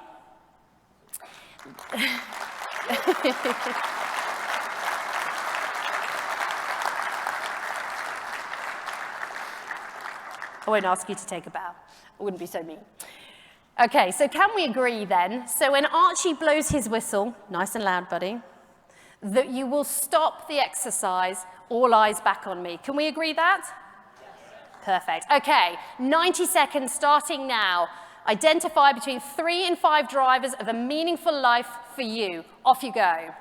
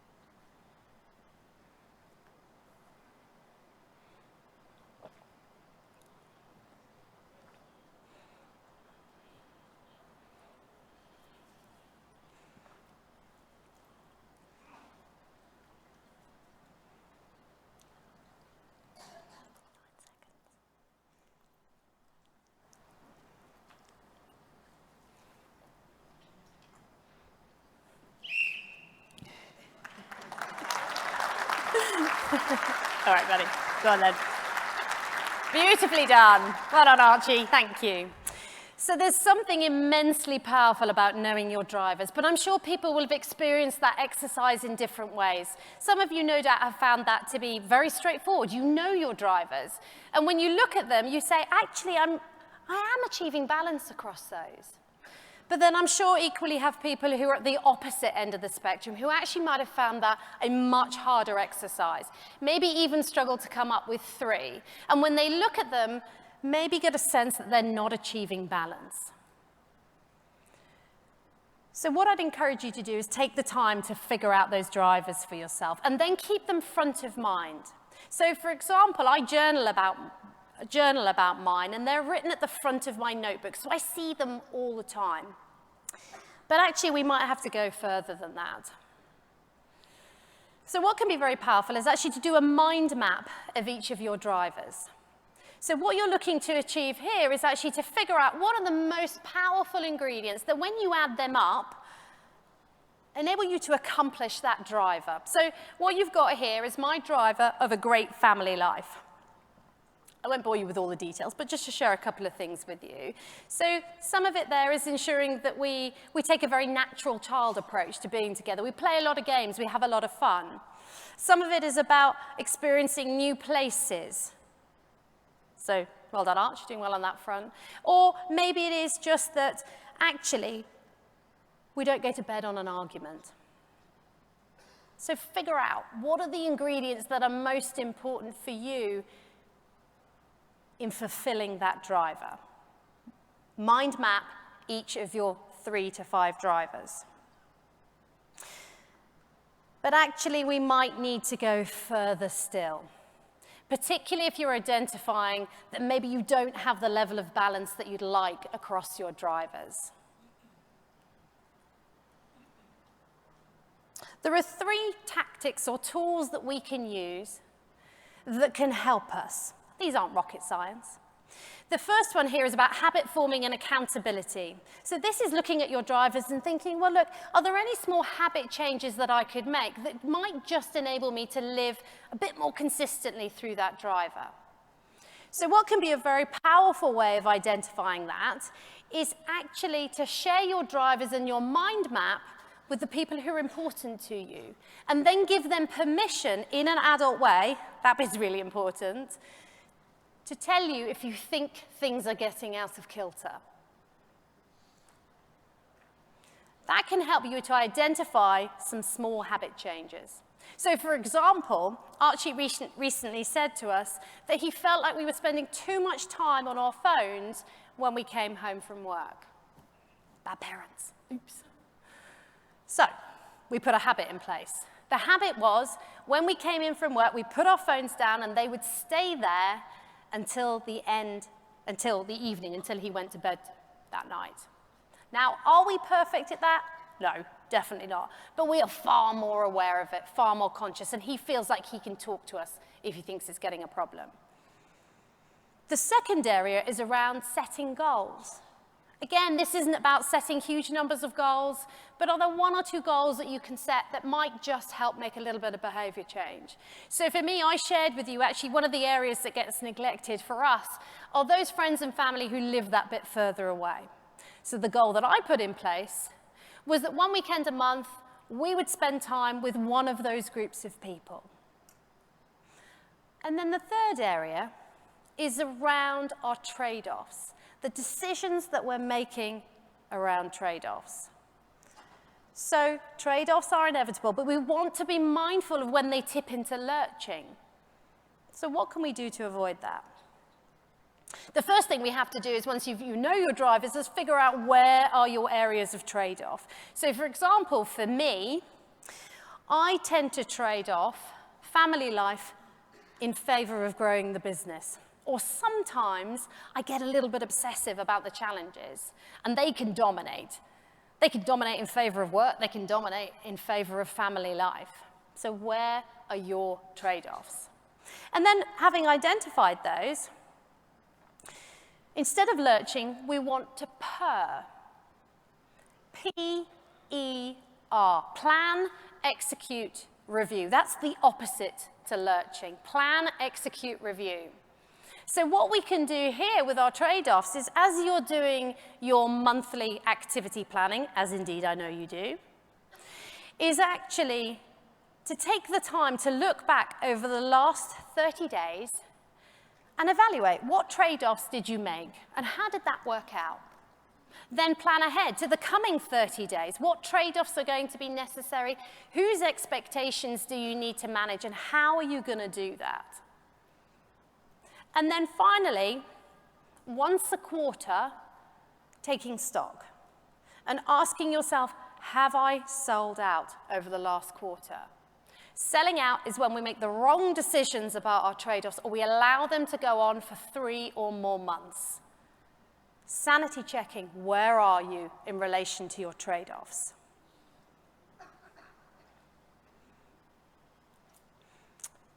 So let's just summarize. So success, when it's pursued in an unbalanced way, can be unhealthy, which means it may not lead to happiness either in the short term or even in the long term, potentially ending up in regret later in life. Happiness is not the right metric to be pursuing. Instead, focus on lead a meaningful life that gives us a lasting sense of well-being. To do that, we have to define what that means to us. Figure out your 3 to 5 drivers of meaningful life and then live your life through them. Make them your mantra. Figure out what tactics you can leverage. Now, I'm going to share with you 3 statements.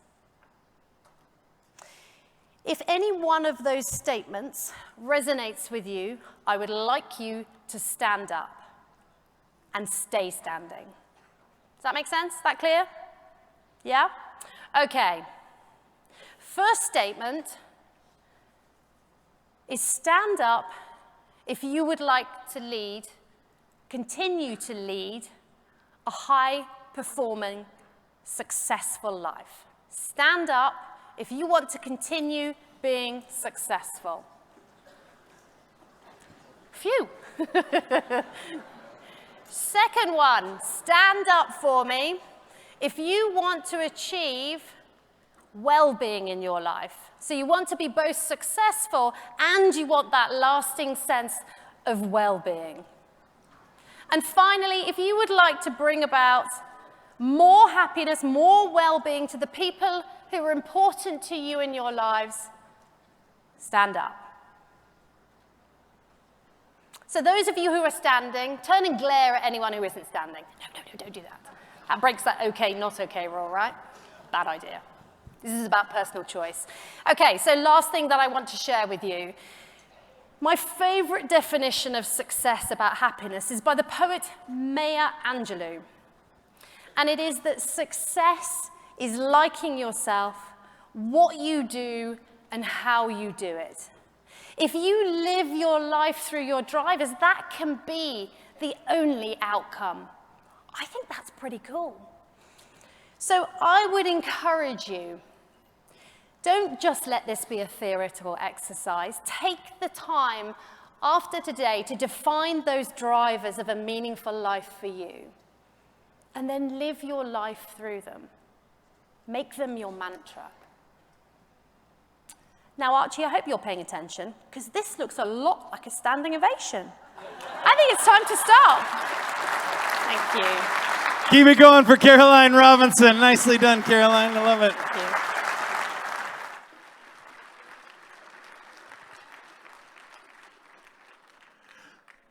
Now we're bringing up Dave Mattson, again, our president and CEO here at Sandler, to help you wrap things up and get your lessons and takeaways squared away. All right, good afternoon. So, I've talked to an awful lot of people over the last 2 days, and I want to thank those who've invested the time and energy. But the general feedback is this thing gets better and better and better each and every year. So, we had some great outside speakers. I know Jay's still in the back of the room. I thought he rocked it. Krish yesterday, he did a great job as well. Got tons of good feedback on both of those. And also for all of the Sandler trainers. So let's give them a big round of applause. They did great.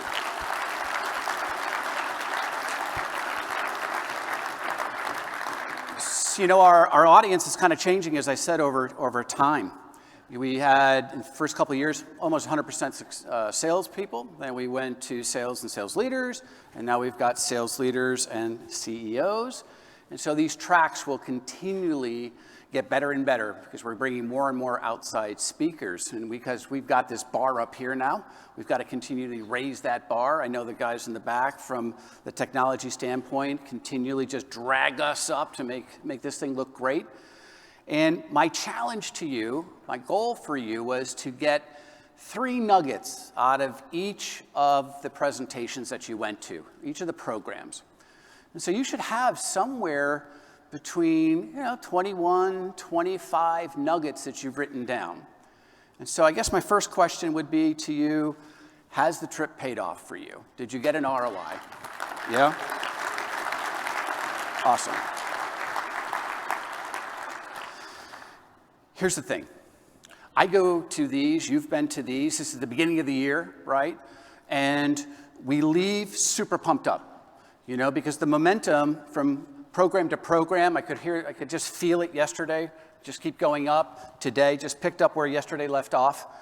And we say to ourselves, tons of stuff to do. There's tons of stuff to do. And I get excited. But it's almost like an hourglass for me, right? Because again, New England, half empty, can't help myself. But I look at it and I say, it's okay to feel uncomfortable. So what does that mean? Well, if you leave excited, you leave pumped up, and you say to yourself as you leave a session, you know what? That was awesome. That was great. I wrote a ton of stuff down.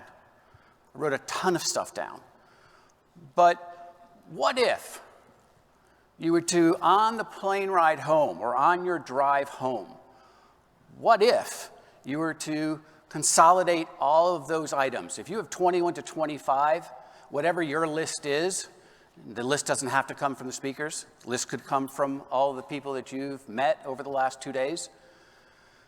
Here's what I fall into the trap. Before I started using Evernote, you know what I did? I have a bunch of notebooks. And if you go into my office, I've got that stand-up desk I talked to you about, right? So it's 4.5 feet tall, 7 feet long, and I just wander. And when I'm on the phone, I've got all my notes over there, so I can just follow my notes. So I'm on track. Don't leave anything to memory, because it's getting harder and harder on that memory bank. But I also have my old bookcase over there filled with these notebooks that I have all good intention of going back to. And I never do. And they're sitting over there. And I know there's gems in there. And much like you have things that, I absolutely want to make sure that I go back and review, sometimes we don't. Because when you leave here, we're back to our day jobs, right? So you're going to be running and gunning to the airport. You're going to do your thing. Good intentions are you're going to do it over the weekend, which may not happen if you're running back to your families, as you should. And so we'll say we'll do it next week. But next week comes, and you've got the couple days that you were here, and now it's piled up for next week, and you know what happens. You just get right back into the daily grind. So I would ask you to start thinking about what are the things that I'm going to take away, and consolidate that list into a single page, maybe 2 pages. And I've gone through many, many programs. And I've told you in the past, I had the privilege of watching dozens of 1-day and 2-day programs that Sandler did. And I took tons of notes, and I watched the patterns of the questions that were asked and the answers that he gave. And that was becoming my playbook, right? So I knew exactly in the okay, not okay section, here are the questions that were asked program after program. Here's what were asked at pain. Here's how he responded. And I realized that there were patterns. But what I did is I went through 30 to 40 pages of notes that I took each and every time I went to a boot camp. And I consolidated it down to 1 or 2 pages. So in the training centers, you know that we ask you to do hot lists, right? We say, hey, get a hot list down. And so I'm going to ask you to do the same, is to really start to consolidate that into something that you will reference and use immediately. Because as you leave, as I said, you're going to get excited. I was excited as I listened to a lot of the speakers, but it's a double-edged sword. Because if I flip that hourglass over from excitement, I get really upset, really not okay. And the reason being is because I leave some of these programs, these sessions, and you hear stuff, and you're saying to yourself, God, that was awesome, and I'm not doing any of that. I'm not doing any of that. I'm almost successful despite myself, right? And so it's a little not okay. It makes me a little uncomfortable. And I'm harder on myself. I'm sure you are harder on yourself. We're all competitive, right? We want to do better. But there's also things that I've heard before. I've heard them before, but I'm not doing them. And I may have heard it a couple different times. And now that you've heard it from a different voice, maybe it's not the same Sandler trainer, it clicks, and you say, yup, now is the time that I got to do that. Now is the time that I'm going to have to figure that out, because I always leave and I'm saying I'm running on like 30% effectiveness. What happens if I would just implement that gosh darn hot list a little bit at each time? What would that matter to? What would that impact be to me? And so I want you to do the following.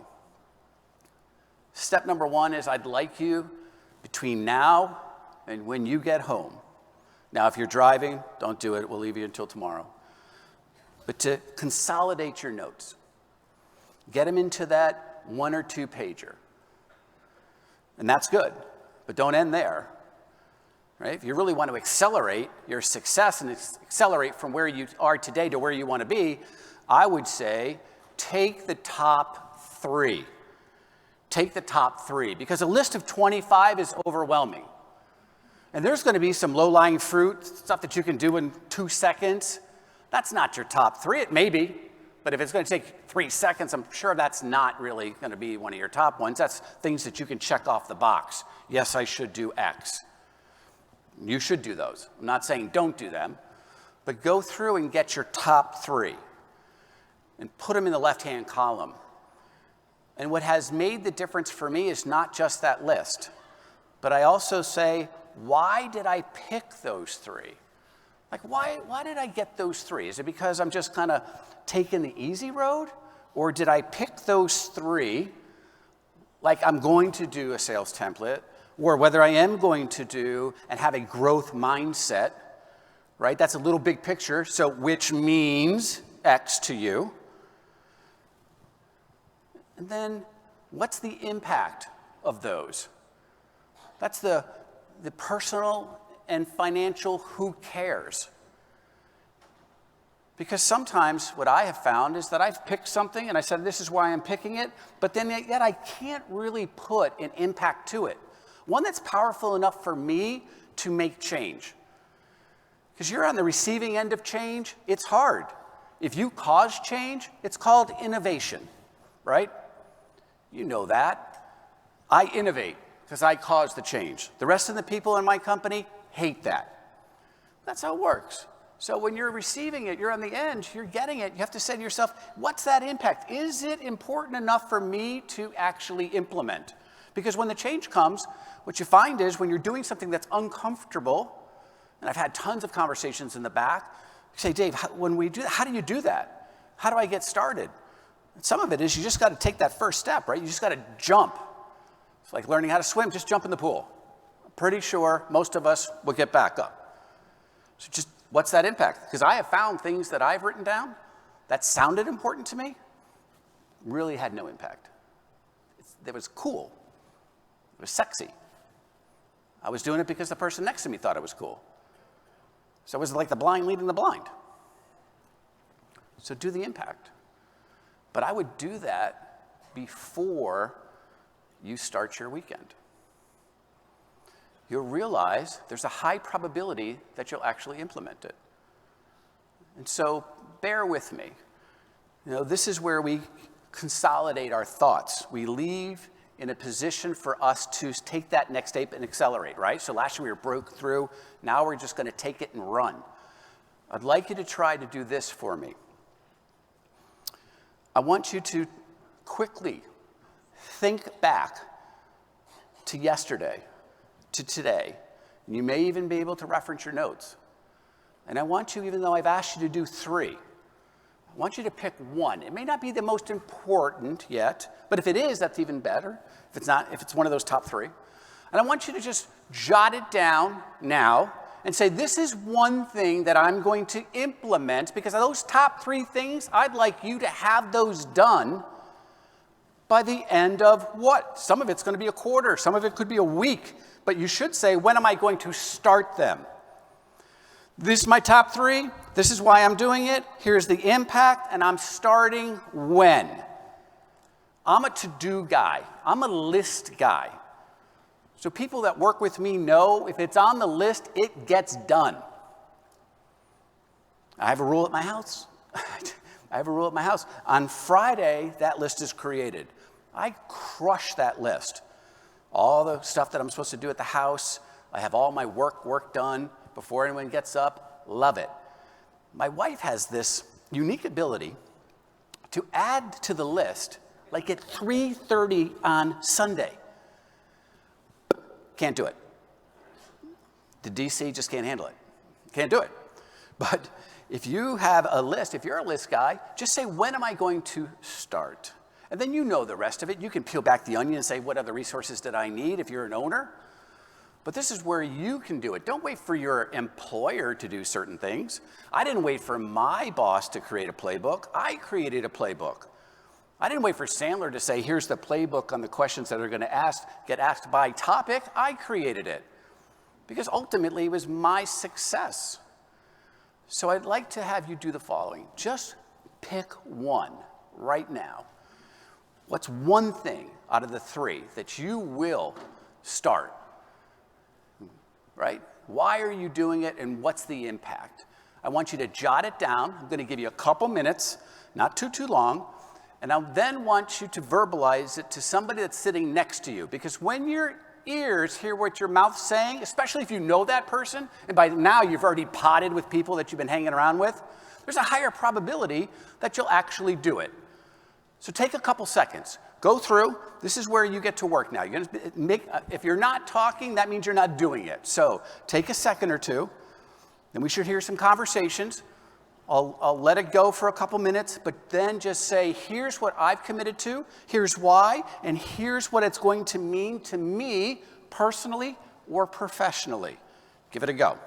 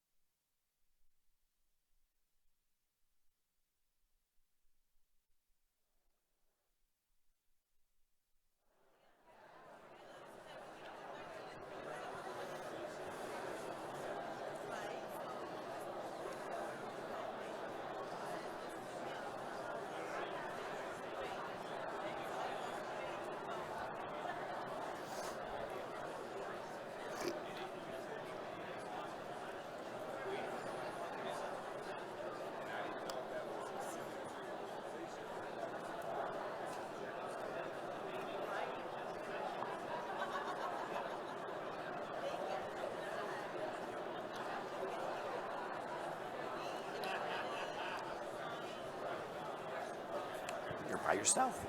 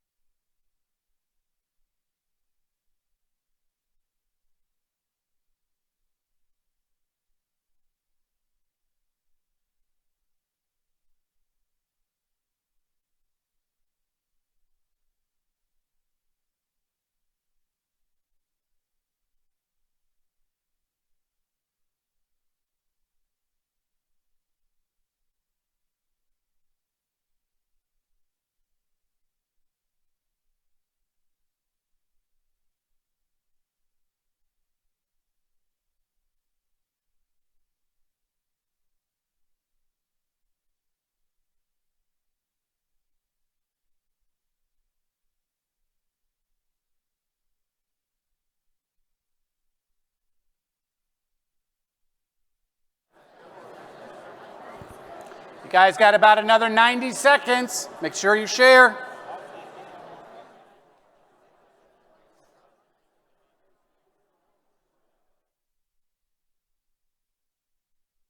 Enjoy.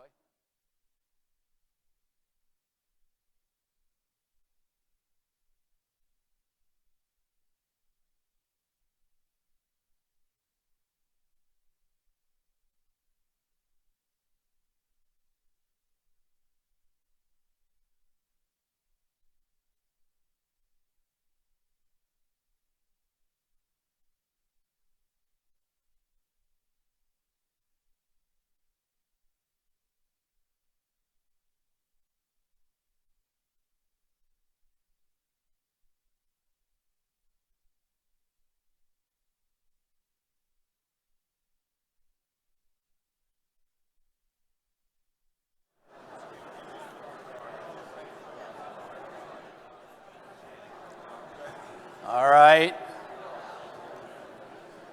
So, Sandler trainers, here's the thing. I think this should be maybe a topic at your next meeting. Let people come to the next Sales Mastery program talking a little bit about, here are the 3 things that I'm absolutely going to do. Here's why I'm doing them. Here's the impact, and here's when I'm starting. Let people make a commitment in front of their peers, in front of their groups. That accountability. When I say things out loud, it works. When I have a coach, listen, my personal coach makes me commit to do things at a certain time. It's not really because I don't know how to do them. It's because I don't want to get on that phone not having them completed. So we all have that sense of urgency. So here's my last question, and it's not meant to be a downer. It's not meant to be a downer. Are you bulletproof? Are you bulletproof? What does that mean? You know, acceleration, as we talked about, could be accelerating to how do I make sure that I have shrunk my sales process, that I have done all the things that we talked about in the opening. But I also think acceleration could mean, do I have my house in order? And that's true for sales, and it's true for leaders. Do I have my house in order? So what does that mean? And people internally at my company know I hyperventilate about this topic. Because if I were just to ask you, show of hands for a second, because you know there are market corrections, right? I mean, if you think about it, there's market corrections. It's reality, right? So we could say excel to this, but it also could be to excel to make sure that our business is going to be bulletproof if, in fact, there is a market correction. So when our competitors give away the store, that we can protect our relationships and grow. And because they haven't thought about it, you can plunder their deals. In 2008, our business went up. Why? Because we were ready in 2007, not knowing when it was going to come, but we were ready because we did all the things that we were supposed to do, which, by the way, you should be doing them all the time. But 2000, 2008, well, it's only, if history repeats itself, it's only 8, 10, 12, 13 years, whatever the case may be, but it happens. So let me, because of the different ages in the room, show of hands if you were selling or managing in 2000. Okay. How many of you were managing, you can keep your hands up, managing or selling in 2008? So you got about half the people in this room have lived through that, have lived through any market correction. Now, they say there's going to be a small one. Okay. But, you know, and no disrespect to the financial world, but financial world and weather are like cousins. You ever notice that? It's kind of like our sales funnel. It's just a little gray. So here's what I would ask. From a sales perspective, have we done the customer sat from enterprise selling? Do you know the top 2 or 3 things that your customers want from you, demand from you, in order for them to be 100% successful? Do you really know what they are? Right? Because most of us, we're in autopilot. We're gliding along. As long as they're happy, they think we're happy, we're making money, we continue to look forward. And that's always the big problem. Because as sales organizations, as sales leaders, we look forward to the new revenue, which is fine, depending on where your revenue is coming from. My revenue comes from net new and existing happy customers. And so continually looking forward as a sales rep, fine. But if you really haven't gone back and said, what are the top 2 things that you expect of me that I could do for you in order to make sure that our relationship is 100% satisfactory, and you don't have those and you're not managing those and you're not making sure all the other people on your team know what they are,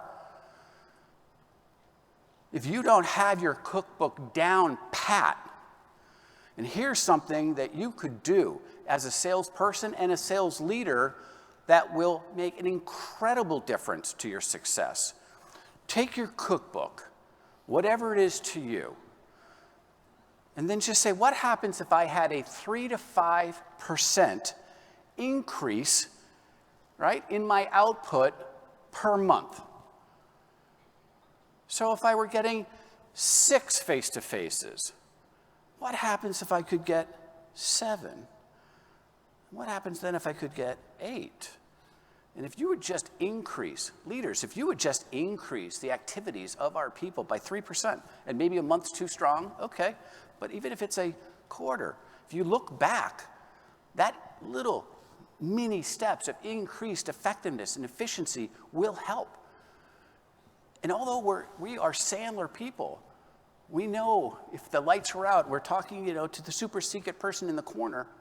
Sometimes we don't have our house together, that we're not doing all the things that are necessary, that we don't have our talk tracks down. To me, the greatest opportunity for the people in this room is to have our act together so we can plunder, we can attack. There are so many entrepreneurs that I talked to when we were traveling around in 2008, 9. I say, how's it going? They say, we're killing it. Why? Because the big motherships, they can't turn as quickly as they are. We care about our success. We are plundering the big companies. And so I want you to think about that. I want you to excel to the point where it doesn't really matter what the external environment is. You are crushing it. To me, I have lost my money twice, right? Once, yeah, both are my fault. So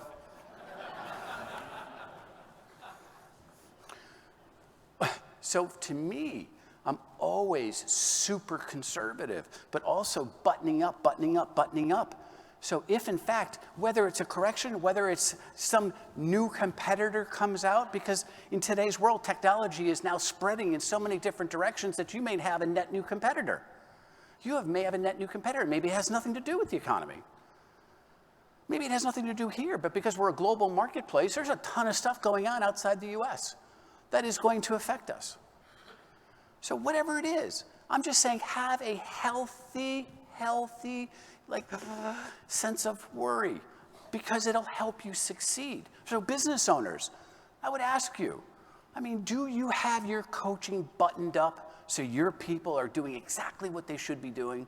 Have you really onboarded properly so the people that you hire, the time to hire to time to profitability is shrinking each time? You should be measuring that. You should measure how long it takes them to be profitable. You should be doing great ride-alongs. Majority of us leaders are no longer managing people, we're managing paper. The amount of time that we spend with our people one-on-one, really focused in on them, is rare. Very few of us have tied our corporate goals to their personal goals. So all the things that we talk about that are on the to-do list, accelerate that so we can hit whatever it is. Maybe it's a local competitor down the road that's just geared up. I know we're gearing up, so our competitors better strap themselves in. So just how it is. So whatever it is for you. So whether it's accelerating to do certain things or accelerating to get your house in order, I guess my point is that now's the time. So if you think about what I asked you when we first got together yesterday, is I had you do an exercise. And so let's try it again. Put up your right finger in front of your face. And I want you to close your right eye. I want you to move that finger until your peripheral vision can't see it. Remember that? Stops right here. This is how we started. You can open your eyes, leave your finger there. That's how we kind of started our sessions. So hopefully for the last 2 days have done the following to you. Let's try it again. Put your finger in front. Now keep both eyes open. And you can move it left and then move it all the way to the right. Do you see how much further we get to see? I mean, now we've gone that much farther, and that's all I'm asking for you, is to keep both eyes open as you go throughout this year. And don't give up. Go right to those 23, 24 items. Get them down, check them off, celebrate your success. But whatever acceleration is for you, just do it. And I want to thank you for, again, spending a couple days with us. I know it's time out of your calendars. I know it took energy. I know it took time. I know it took money. I appreciate it. And listen, we care about your success. So I thank you for the honor of letting us be part of your lives. Good selling. Dave Mattson again.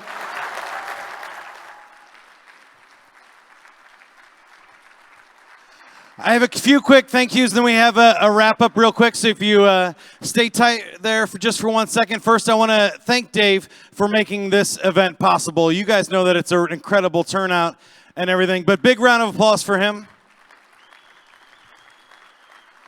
Dave has to invest an incredible amount of time, money, and energy before you buy tickets to make this thing possible. And you guys showed up and made it another success. So thank you for that, too. There's also a ton of people behind the scenes. So at the Sandler home office team, it is Erica Stubbs and Michelle Lonsdale. A big round of applause for them for making this happen. They really did a whole ton of work there.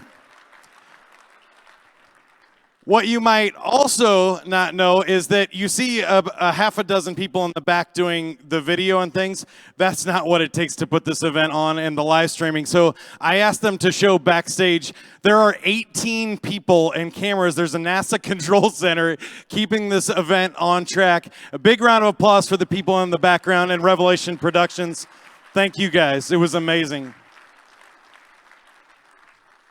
Finally, there's 300 Sandler trainers here who personally invited all of you. You know, we're in a sales business, and I imagine most of you did not just Google us and find it on the website, although we were mentioned in HubSpot and some other places. But you were mostly invited by your Sandler trainers. So 300 Sandler trainers in the room. A big round of applause for them.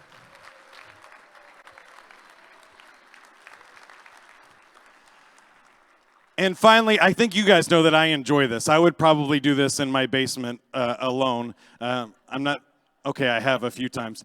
But it's really what you guys showing up and turning out in this room full of winners that makes this event awesome, the networking and everything else. So for you committing to accelerate and be better, round of applause for you one more time.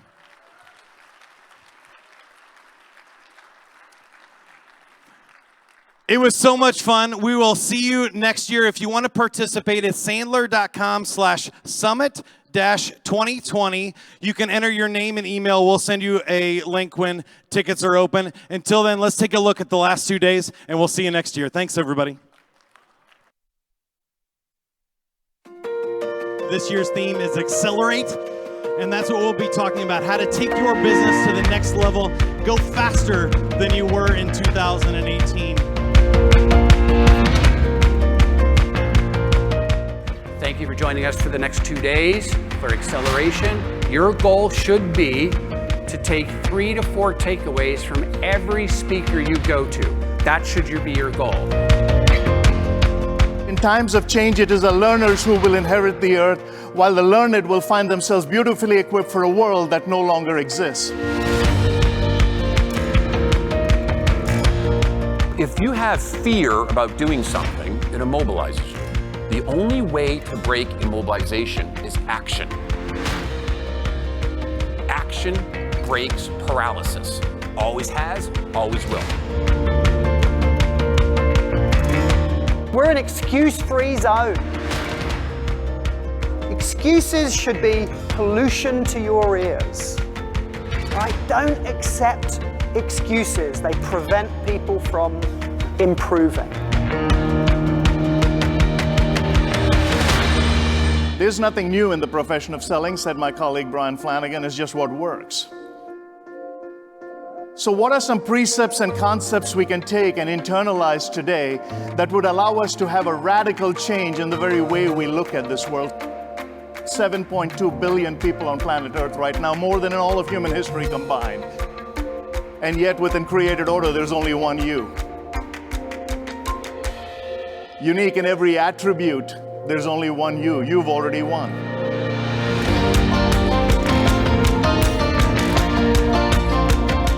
How do you look at every day?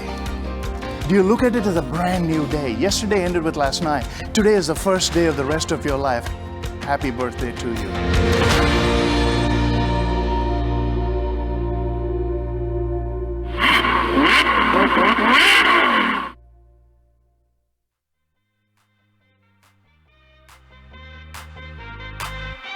Somebody save your soul, 'cause you've been sinning in the city. I know too many troubles, all these lovers got you losing control. You like a drug to me, a luxury, my sugar and gold. I want the good life every good night, you're a hot one to hold. 'Cause you don't even know